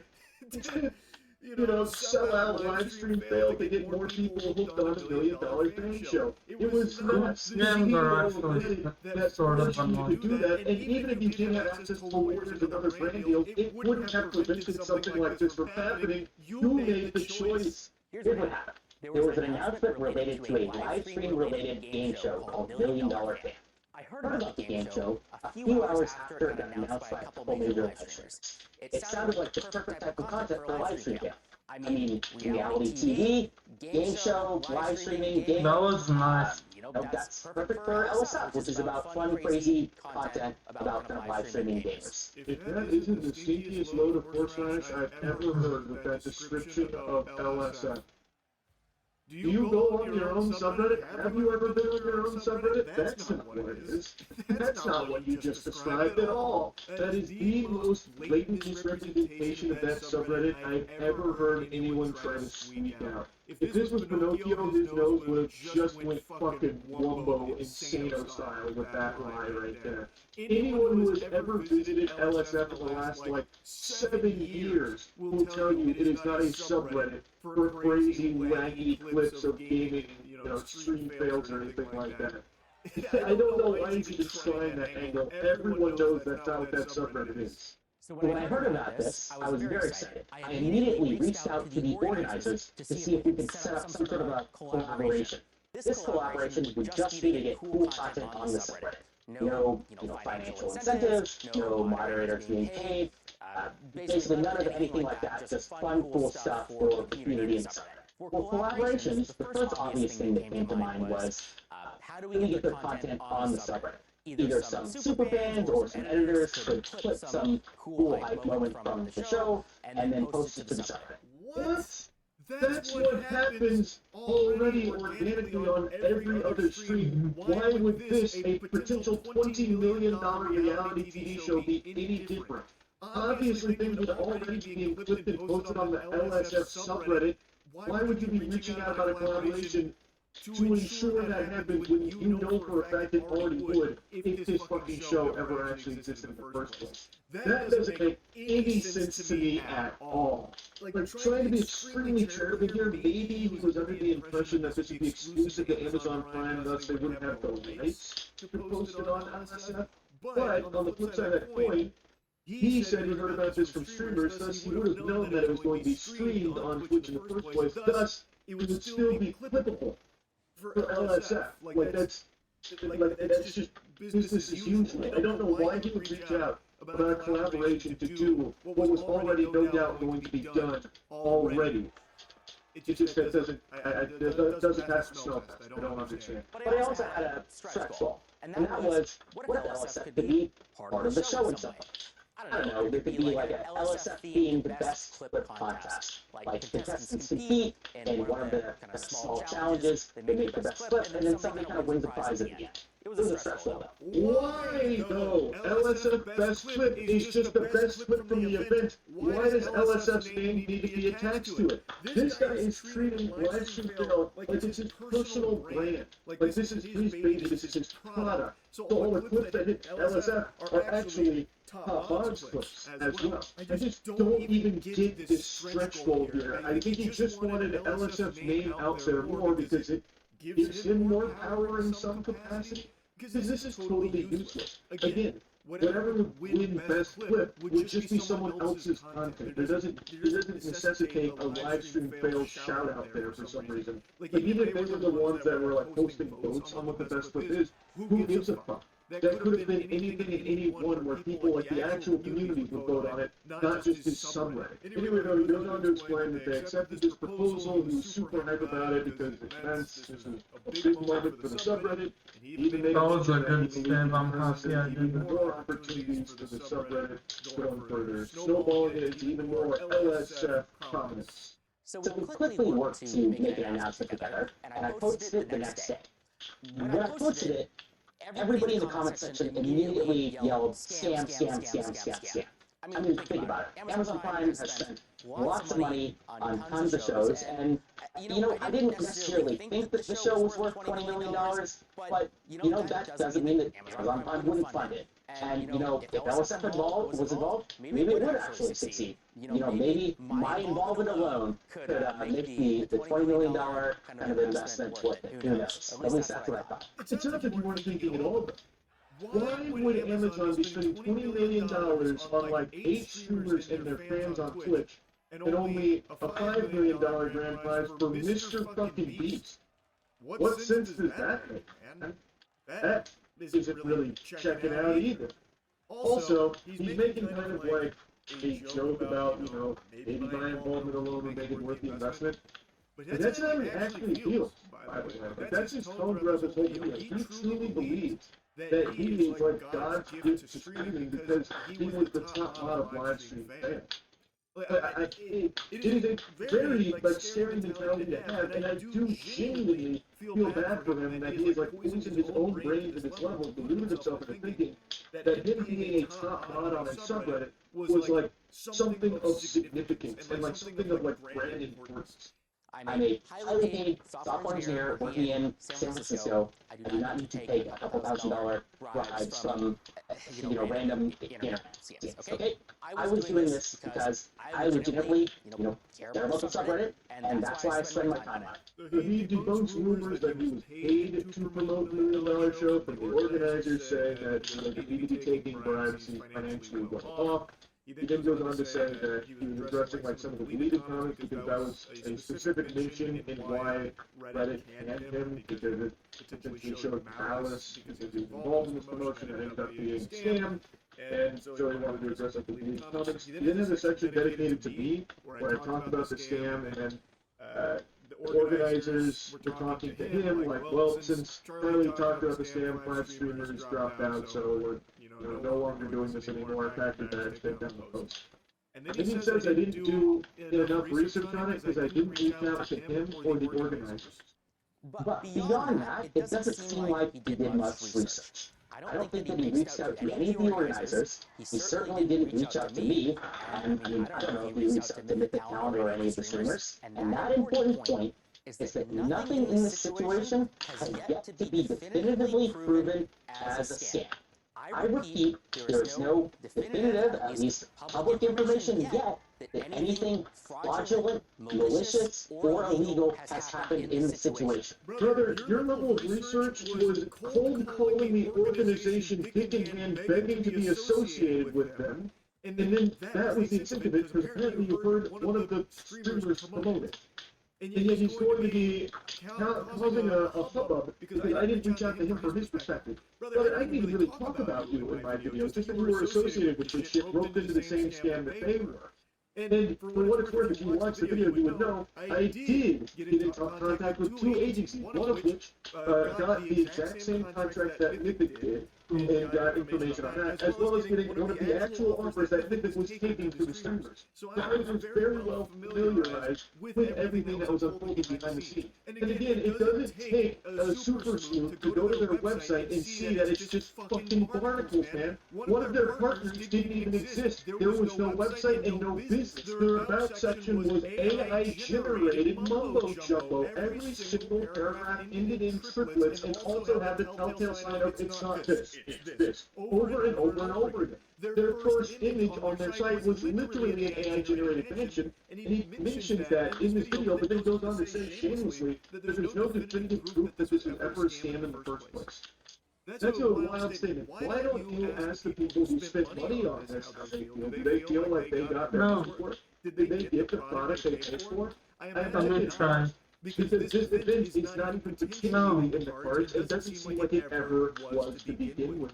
Their socials are removed. The website is down. Amazon hasn't made a peep about it. From what I've heard, why am I losing so much all of a sudden? All signs point to this being a scam. Like any sane, sensible person will look at all of this evidence and reach the same conclusion that this was horseradish. I don't know why he's trying to present something other than One of the fun things that we have right now is that I guess there was a website, looked a little weird, there was bad publicity, everybody called it a scam, and then a bunch of streamers dropped out, and then the event got canceled, and everybody got refunded. None of this is illegal, none of this is proved to be a scam, at least yet. Maybe I'll use these words. Brother, you're eating your own cock right now. What are you talking about? And then everyone clapped. Like, this is just fanfic. Where are you getting this information? There was a eating your own policy on their website baked into it. You're It would eating your very own boldly say that there are no refunds when you make these purchases. It's crazy, very fun. I haven't seen anyone, posting receipts and getting a refund from the money they spent on this. Where are you getting that information from? That's a genuine question. Maybe he's seeing things that It's not easy. because I even looked into it after he made this video, wondering like, whoa, they refunded us, that's pretty surprising. I can't find any proof of that. I would love to see where he found that. It's really not a secret or very surprising. I got removed directly for the post that I pinned to the top of the subreddit related to the game show or supposed and alleged scam, as well as kind of for deleting comments that were critical. I also want to make a comment about the Reddit Code of Conduct team as a whole. Reddit has all this flowery language about how kind of the Code of Conduct team is not here to punish you, it's kind of here to get you to act in good faith, it's here to kind of give you second chances and warnings and all of this stuff. And apparently, all of that are lies. No, man, this feels like the perfect implementation of that protocol. You pin what seems to be, from all possible evidence, a scam. I don't know why he is trying so desperately to persuade to the contrary. Maybe because he believes that if he can try and prove that he really believes that it's not fraudulent, he can get his position back as top model and all that. I don't know, or maybe getting really conspiratorial, maybe he worked with the organizers in a deeper capacity than he's letting on. But that's just a possible game theory. It's just extremely peculiar how hard he is fighting to try and convince himself and others that maybe this wasn't a scam, when all available evidence points towards this being fraudulent. And if this video is him trying to make a case for himself, why he should be reinstated and get that power coursing through his veins again as a moderator on Reddit, then this is a terrible job. Because what he is doing now is showing that he is willing to even defend what seems to be, by all possible accounts, a scam that he was directly associated with, maybe unknowingly, and now he's doubling down on it. That is a terrible look, and that makes you look like a kuffar. Moderator You're very far from to be incorrect will not see that, will not take the accountability there. And now he's getting mad at the Code of Conduct team for enforcing their rules. Down. He deleted comments that were critical of the decision to promote the sketchy game show, and promoted a sketchy game show that resulted in people spending money on something that didn't exist, doesn't exist. So I feel like it's a pretty justified termination of his moderator status. Now, here's the most important part of the business sense. This is a direct message to you and only you. I want to talk about how this whole situation is a direct result of the lack of support It just got held on. gives to its moderators. Yeah, I did the partnership. Yeah, I didn't look into this as much as I should, and I trusted kind of agencies and live streamers when I should not have. And I did delete comments which I thought would have been borderline defamatory if the situation wasn't, I guess, a scam, even though it technically hasn't been proven to be a scam yet. But despite all of that, there is still massive problems at Reddit the company due to the lack of support that costs. Now, this message may have been only for Spence, but I've intercepted the broadcast here. Now I put my ear into it, now I'm taking a listen. What I'm hearing is fucking wild. He almost gets into a level of accountability where he's like, yeah, I did the partnership, yeah, I didn't look into it, I didn't do research on it, and then he even falls back into, but it hasn't really been fully proven to be a scam, and also it's actually in a large part Reddit's fault that this happened in the first place because I wasn't given enough tools at my disposal to avoid making stupid decisions. Reddit moderators have power. They have influence. If you were one of the people who's joking about, internet janitor duties or whatever, I'm sorry to tell you. What is my teammate doing? That was an easy one. Reddit moderation does. I know that I played it badly, but that was an easy one. Millions of impressions per day, and nobody seems to notice or care. Let's just talk about LSF. Think of all the streamer careers that have been created because of LSF. Think about the even larger number of streamer careers that have been destroyed because of LSF, because some clip went viral about something bad that they did. He made you, and he can tear you down as well. This is top mod LSF. It give it and it take it. And he also said duties, which actually had me giggling. I don't know why he said duties. That was fucking hype. Anyway, this is now his spiel about why Reddit moderators are extremely powerful dragon level adversaries and should be taken seriously, and no one seems to notice. It's not that nobody notices, it's that nobody's happy about it. There shouldn't be people like this that can just power trip and control a conversation and control what people are able to opine on or not, like with deleted comments, with deleted posts, stuff like that, where they can hide certain things or boost certain things. That's a bad thing.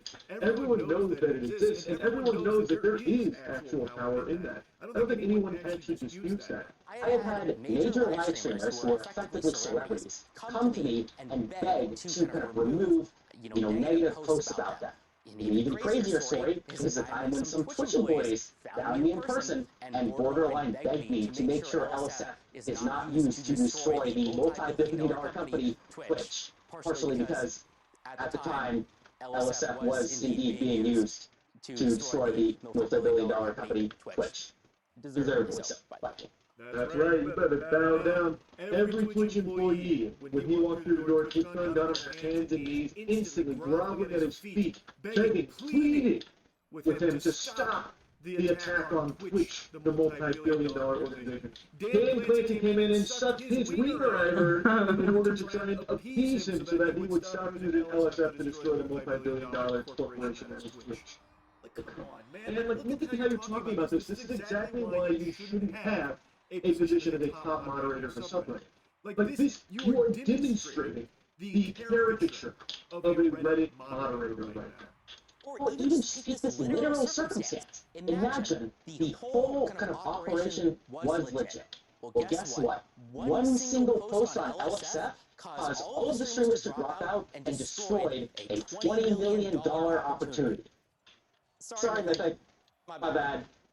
Or imagine it was, I guess, a scam through and through. Well, guess what? We were the ones to expose it and destroy it before it had the chance to cause any real harm. I mean, everybody got refunded after all. Guess things ended up okay. Why do you keep saying that? Where are you finding that information about everyone getting refunded? Are the organizers telling you that?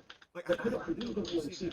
But again, man, this is a big subreddit, which means things like this information about a $20 million potential scam will have naturally blossomed there, as it would anywhere else on like a big Twitter community or a different subreddit. LSF just happens to be the biggest one. It has nothing to do with you. This is just natural when there is a big community. This would happen on another platform or another subreddit. It is not your achievement for creating the LSF ecosystem that shares what's about a potential scam. And in fact, you can make an argument that you have actually been a hindrance in some cases in the past with certain things that weren't allowed to blossom. Like this is...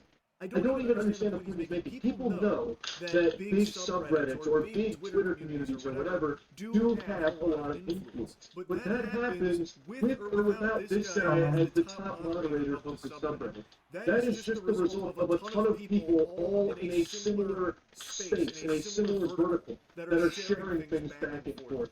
Like his point is that everybody knows I was one of their most passionate users. I was in the Reddit partnership program from the start. I took advantage of every opportunity that I could.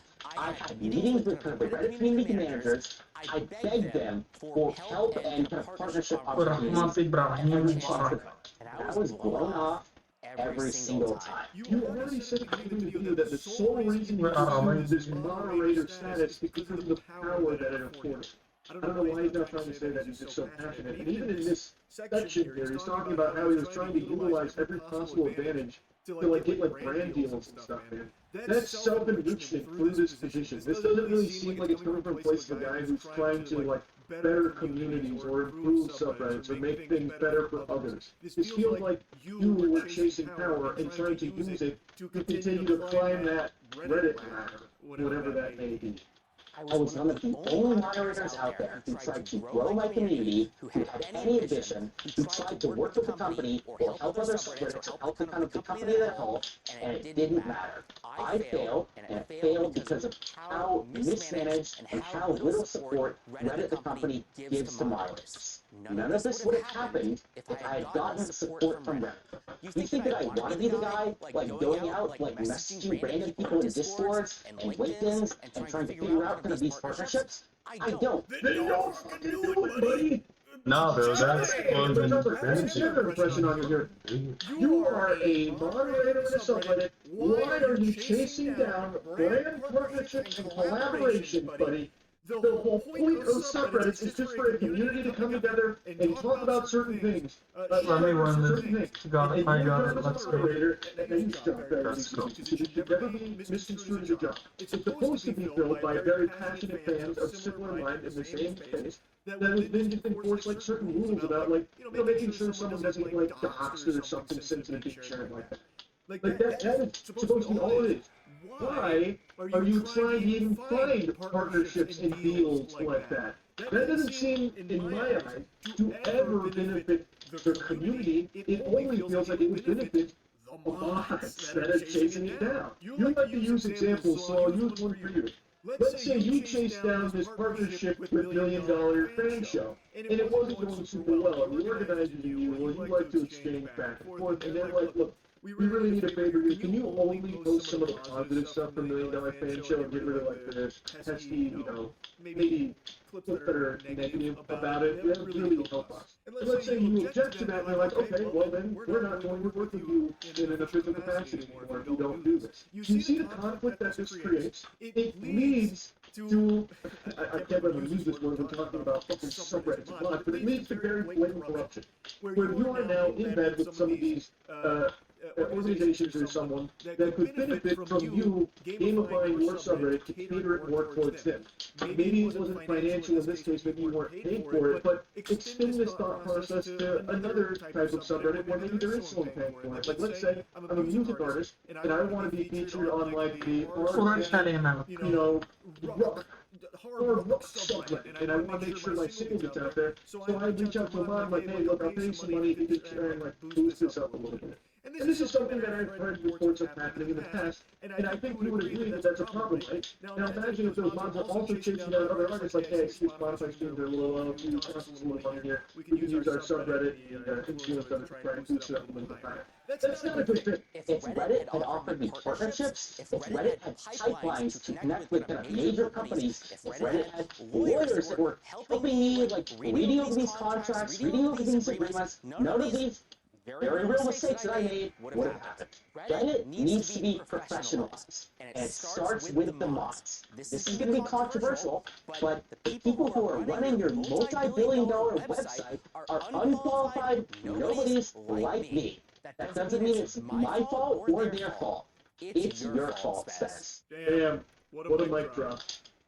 Brother, there are no qualifications to be a Reddit.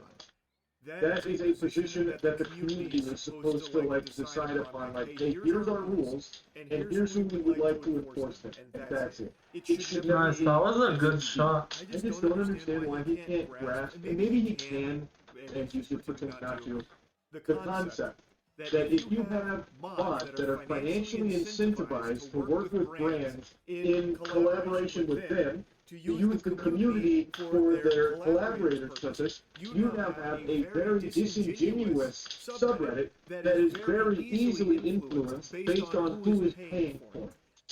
That should be a very clear conflict, a very obvious issue. It should be pretty obvious why Reddit wouldn't want to invest in a suite of resources like lawyers and brand ambassadors for Reddit mods to look over contracts and shit for Reddit mods securing deals to sell out their subreddit. That's not a good thing.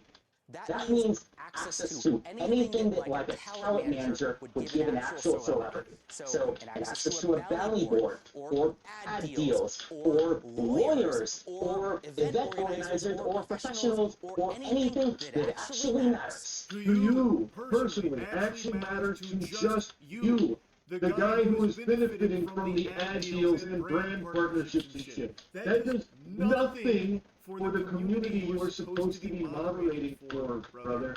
What are you not understanding? Like, he is only arguing to help himself under the guise of it being to grow his subreddit. It grows you, man. To summarize, Reddit moderators should be treated like celebrities or influencers. Not because they deserve respect or anything, but because they actually have real power and influence. I mean, if not for the world, at least over your $50 billion company, maybe if you gave them actual support, it could go from $50 billion to $100 billion. I mean, it certainly deserves to be that high up for how much traffic Reddit gets. It's a high-level financial growth strategy here. The way to double your company is by spending resources to connect your subreddit moderators with talent managers that will chase down This story is actually pretty cool. Like, I like if you get like a celebrity and I guess cash in on their mod stats. I'm really seeing the line now. The pieces of the puzzle are coming together nicely. I get it.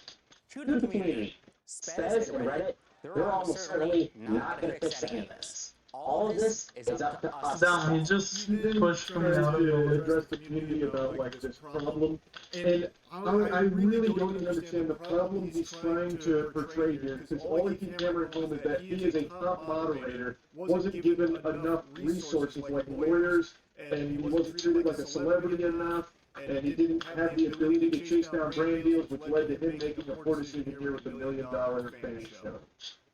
How is that a problem that the community, like, would rally behind? Man, you just shouldn't have done it in the first place. Reddit shouldn't be a platform where mods are selling out big communities for the sake of brand deals.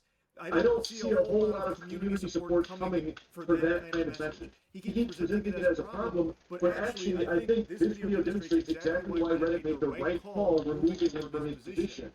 Like, I don't know how he's not seeing it.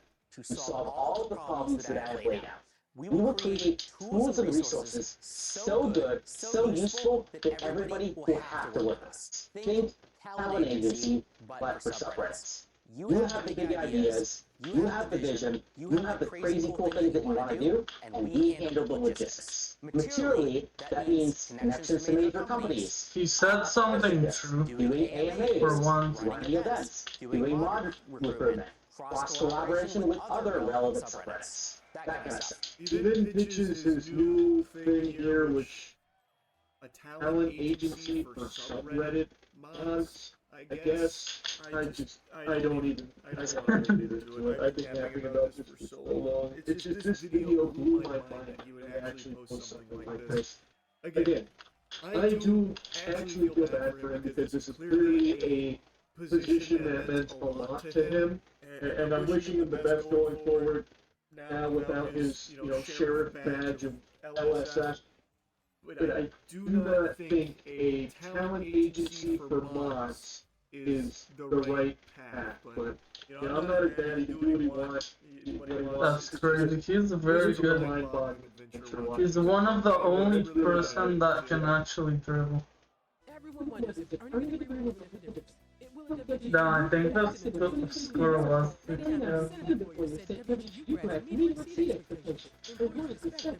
That's funny.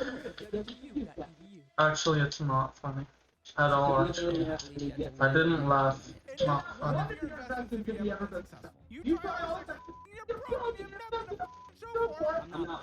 I'm not broke. I'm rich in mind, spirit. How much did you put in it? About How much did you offer? negative 14,000. I want to make my own thing. I grew up with 6 older siblings, very young. I'm very young. He's making space to combine. For the finances. What if you could have more? Join Hammer Elite this month for free and discover what the #1 membership on the platform has to offer. See the description for more details. Hey, my name is Gary. I'm from Denver, Colorado. This is Financial Law. Aren't you? Hi, my name is Gary. I'm from Denver, Colorado. I'm 25 years old. You're watching Financial Law. Yes, you are, and you're it. You're here, strong tone and all. Thanks for being in this studio.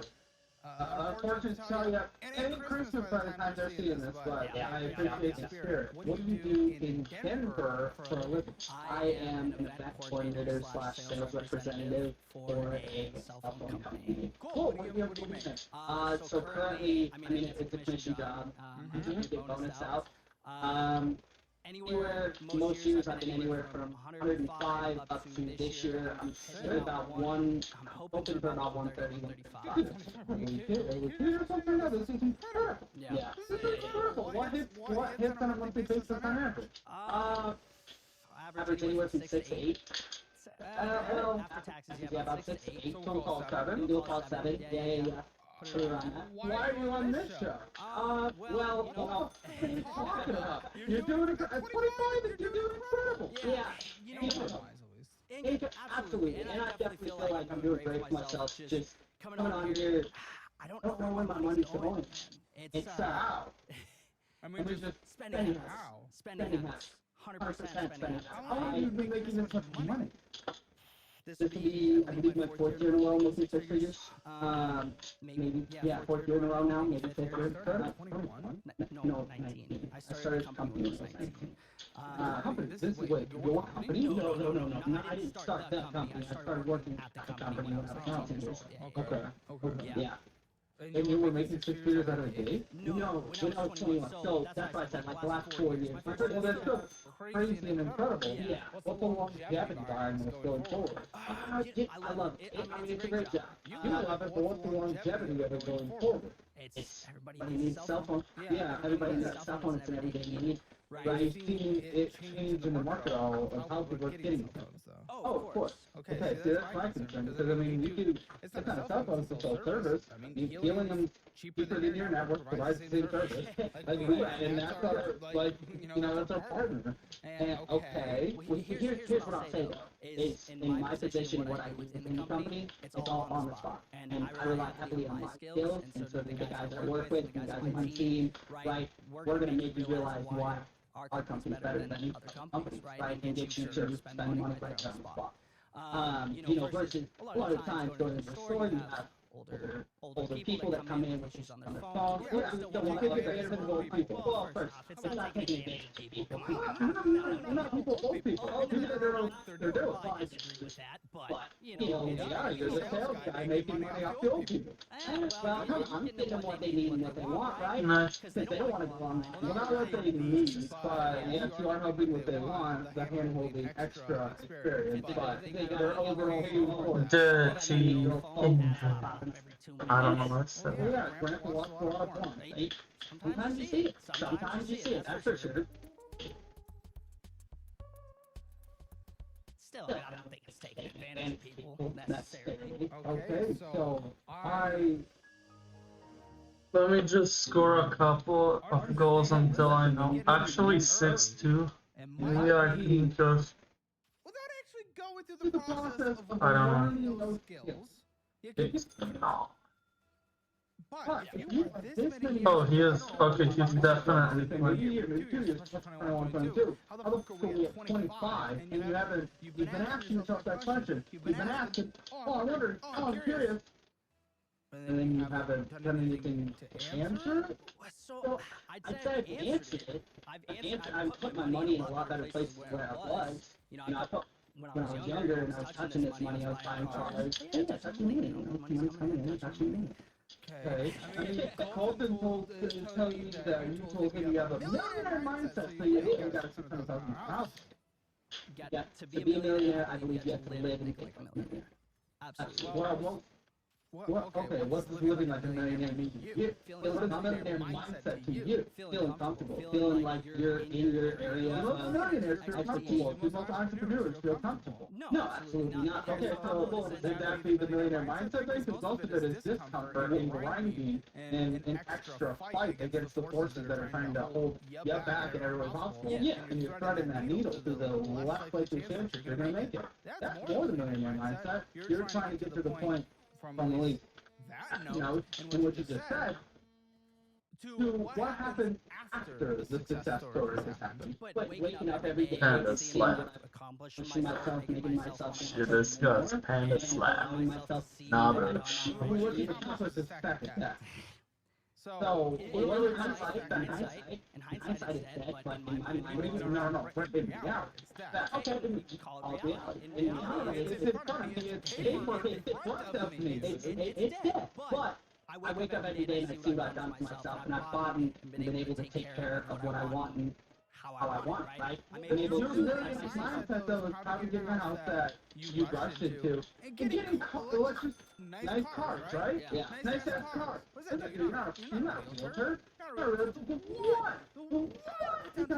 I can ever excuse needing a car that relatively looks nice. You want to look successful, even though it's not 100% necessary. But really, having that, like, rent a car for a big sale, okay, I get it. But you, that doesn't make sense for a phone salesman that goes in and you're inside the lobby, feeling good. Feeling good about myself. No, you can feel good in a lot of ways. Go work out. Listen, it's not, but if you're spending money that you don't have, you're not setting yourself up for success, especially in a volatile and changing industry. Let's be very clear on that front.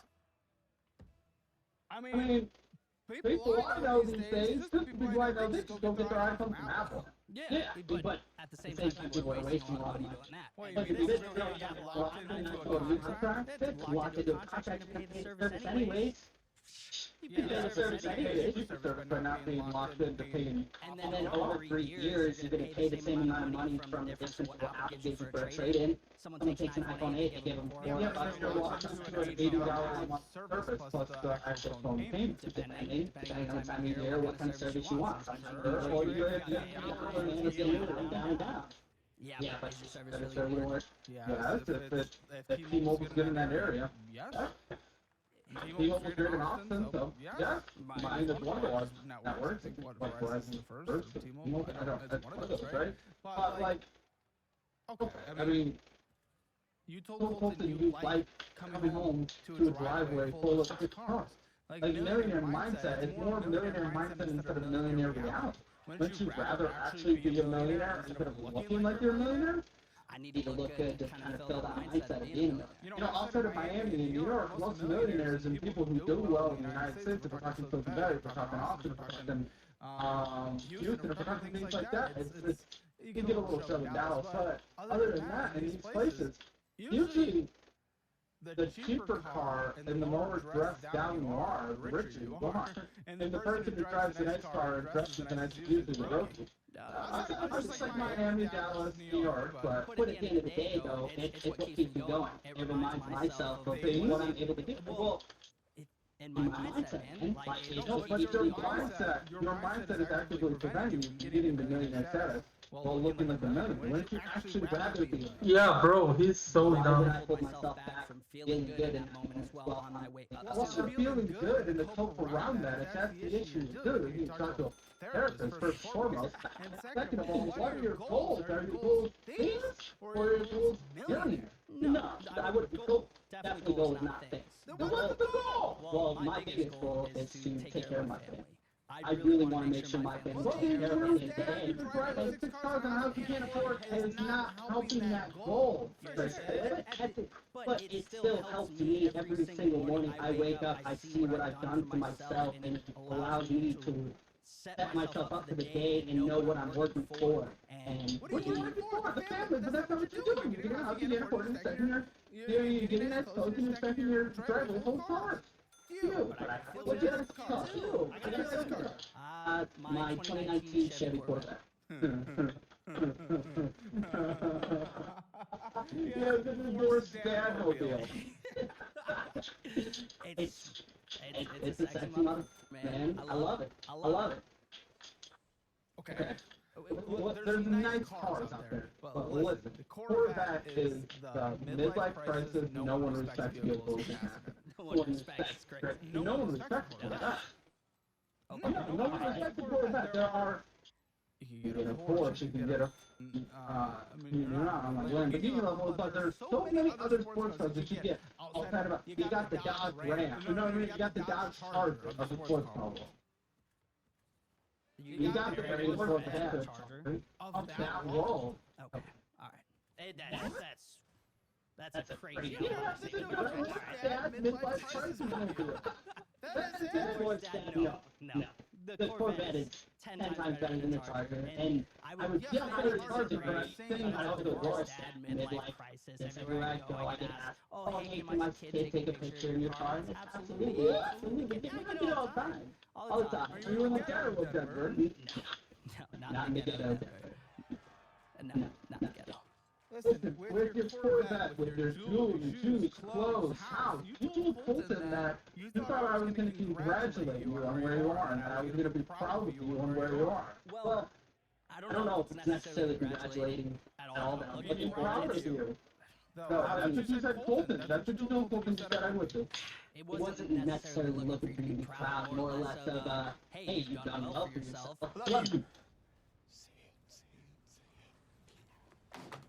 But at the end of the day, I'm still going to back myself on these decisions because it's what's gotten me where I am today. No, what I am proud of is the hustle you have. How you've been able to go into sales and do very well for yourself. Someone who came from sales and did well for myself. I love that. That's how I got my first house.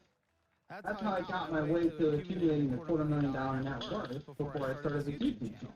Well above the median, okay? Listen, especially for that age, which is what? What am I 30? So, okay, 27 when I did that. So, and that's exciting. I'm excited, but you have nothing to show for it, so I can't be part of it. I'm not supposed to show for it, potentially. It's a house that, as far as I at least understand, being at the top of my document is likely something you are struggling with, or else it wouldn't be at the top of my document list. That is the reality of how they order things in pre-production. The more you do the most boring thing in the show. If it is at the top of the stack, it means you're... So, in reality, jewelry, shoes, clothes, cars, a core of that. And a house that you're struggling with, no, that is not something I would be proud of. I am proud of the hustle and job of the Okay, nice. We have to win. We can win this. Let's go. Feel good and wake up feeling like a millionaire instead of actually getting to the point of being a millionaire. Most people who are successful with money, again, outside of a couple of places where it is all flashy and glitter, most people, they don't show it. They don't show it. I'm not looking to show it either. That's not what it really is. Really, honestly, for myself, for a long time, it was to show. No, and it's not to yourself, right? But I would rather, to call it a struggle, right, at the house. So, it can be a struggle. I'd rather be struggling and know that, especially working in a commission job, where it's 100%, it's on my back and my shoulders. Well, no, I'm not looking for your congratulations. No, but I am telling you that's a good thing. You don't have to define it. You all respect that. Right, but if you're having this debt and you're having payments, it gives me something to work for. Like in my mindset, it helps me not come. You already have the things, you're rewarding yourself. I didn't get myself a class Tesla until I was... Tesla's crazy and you're shitting on the Corvette, by the way. Well, yes, the Frontier itself drives is never been yours in everywhere whatsoever. It has technology that will literally do the cross-country road trip without me having to touch it once while I go to sleep and I can text them on videos. I don't know if you should say that on camera. I will, because it is a public update that has come out by the CEO and owner. Okay, I didn't know that was a thing. Okay. Yeah, that's a thing. That's what full self-driving is aiming to be. Yeah. So, yes, I am. I'm sorry it doesn't go. It does everything better than yours in every way whatsoever. Okay. Statistically, yeah. Statistically, sure. On maintenance and nothing, it's pretty great. Just gotta put windshield wipers in there. That's all I got. You gotta buy parts. Take it to the mechanic parts. Yeah, you have to take it to the mechanic. Or show me your Instagram. If it's not about showing off, let me see what your Instagram looks like. Let us see. Oh, you are a full iPhone update behind that. Oh, yeah, I'm like 2. I don't believe in the iPhone updates. Yeah, no. Believe in the iPhone. I had a 12 Pro Max. That shit out of itself when it didn't update. It forced me into this phone. So yeah, so I don't update my phone. Second post. All these nice cars are giving us horror effect. I'm not gonna sit here, like, I love to do the little Tesla things with the British people. I will never sit here and say, yeah, it's a nice car. I love it because I love the fact, and I love that it goes faster than anything else. But I like it is not the flash car. It is not the flash car. I would never sit and hold the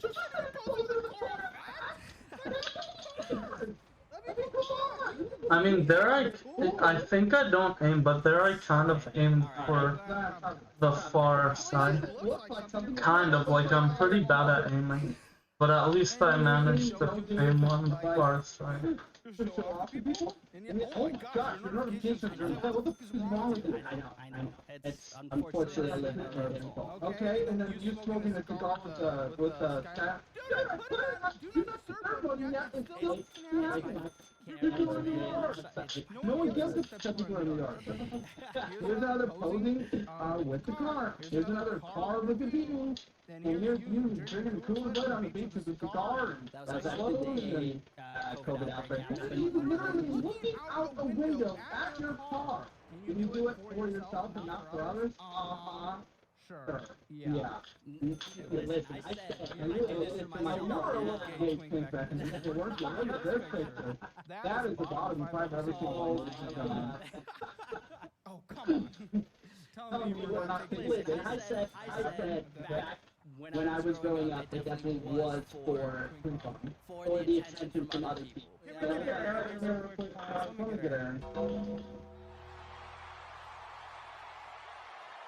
Okay. Aaron, hold on. I need a lesbian assessment from you. Well, this is hard because I'm a lesbian, you're a guy. Yeah. So we're actually getting to the bottom. Yeah. Lesbian. Shit as fuck. Shit as fuck. Not really, shit as fuck. LGBT score. There we go. I think that's good. LGBT score. Just off the vibes. If you were a woman, I would say I'd be like a 6 just off the vibes. Just off the vibes. Tattoos, rings, cross, you're like really trying to say that you're Christian. That's kind of gay. Yeah. Also, wait, how many? 2 earrings? That's you? That's me. That's the senior. I don't know, Josh has some of the senior photos. 25. I don't know, like, what kind of your driving license? I have a couple. I have 150 Chevy Corvette. Overcompensating, yeah, okay. I do like to start with it. Ease it into it, you know. Okay. Do you have any pets? I do. I have 2 dogs and a cat. I already know how this is about to go once I show you a picture. Tell me right there. This is gonna raise it. How is this gonna go? I already know how this is gonna go. So the nose piercing, like, gay. You what?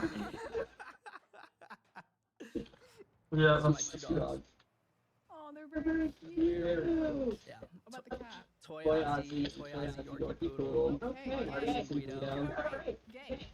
gay. Gay. 10. Gay. Love it. If you want to see what is standing below the LGBT, get your LGBT score killed right now. /LGBT. See where See what I'm saying? We need to be more gay, we need to be less gay. We'll help you out. Make sure you take that assessment. Your entire Instagram is all flex. You kind of have a little flexible flex. Look at you with your rings and shit. It's like, you flaunt and you say it's not for others. Okay, let's just assume that. But even so, you flaunt for yourself. You have nothing to show for what you're doing. Glad you have to up with it. Sounds like a problem is, again, the document never is unless it is bad. So, especially in a volatile, a very quickly evolving industry. I am concerned that by the time that this part of the job might come to an end, or income might start going down, it won't. I would never. That's how that works. If you want to do another sales job, I've been down in life 100 times, and I always it's a very real thing. I've been down in my life 100 times, and I've always figured it out. Well, yeah, I'm saying we will always have something to show for what you've done now. The grind. You might figure out to be able to pay the bills. How do you fake it? Well, one, you're not a unique individual, none of us are, I'm sorry. Like, it's just like the world thing. You don't get to all of a sudden not face consequences for things. Like, life happens, people get foreclosed on all time, every day. People, go hungry, not as much in the United States, but it's like people, utilities do get turned off in the United States. That is something that happens for sure. Yeah. So you cannot suggest that it's just impossible to have to be. You haven't, neither of us have lived enough life, and we check with the other. Enough to say that it can never happen to us, okay? Listen, you're not saying it won't happen, but you can't just excuse yourself to say, I will pick myself up. My big worry is when something happens at the end of the business, or who knows what the economy is looking like now. I feel like what people are going to do if we get into a struggling economy, higher unemployment rate situation, I feel like upgrading someone's phone is not going to be the highest priority out of things that are happening in this world. So, if that is the case, that point, let's say you go down to 60,000, but the mortgage are struggling at 75,000, even 80,000 are still doing well. You're going to have nothing to show for the years of failure that you did, of which we can celebrate the strong income you have achieved, but you will have nothing to show for it other than some glitter and gold. But nothing is sustainable. There's been a lot of times where shit. 26. Oh, he has done to score. Let's see. Actually, you can easily score out.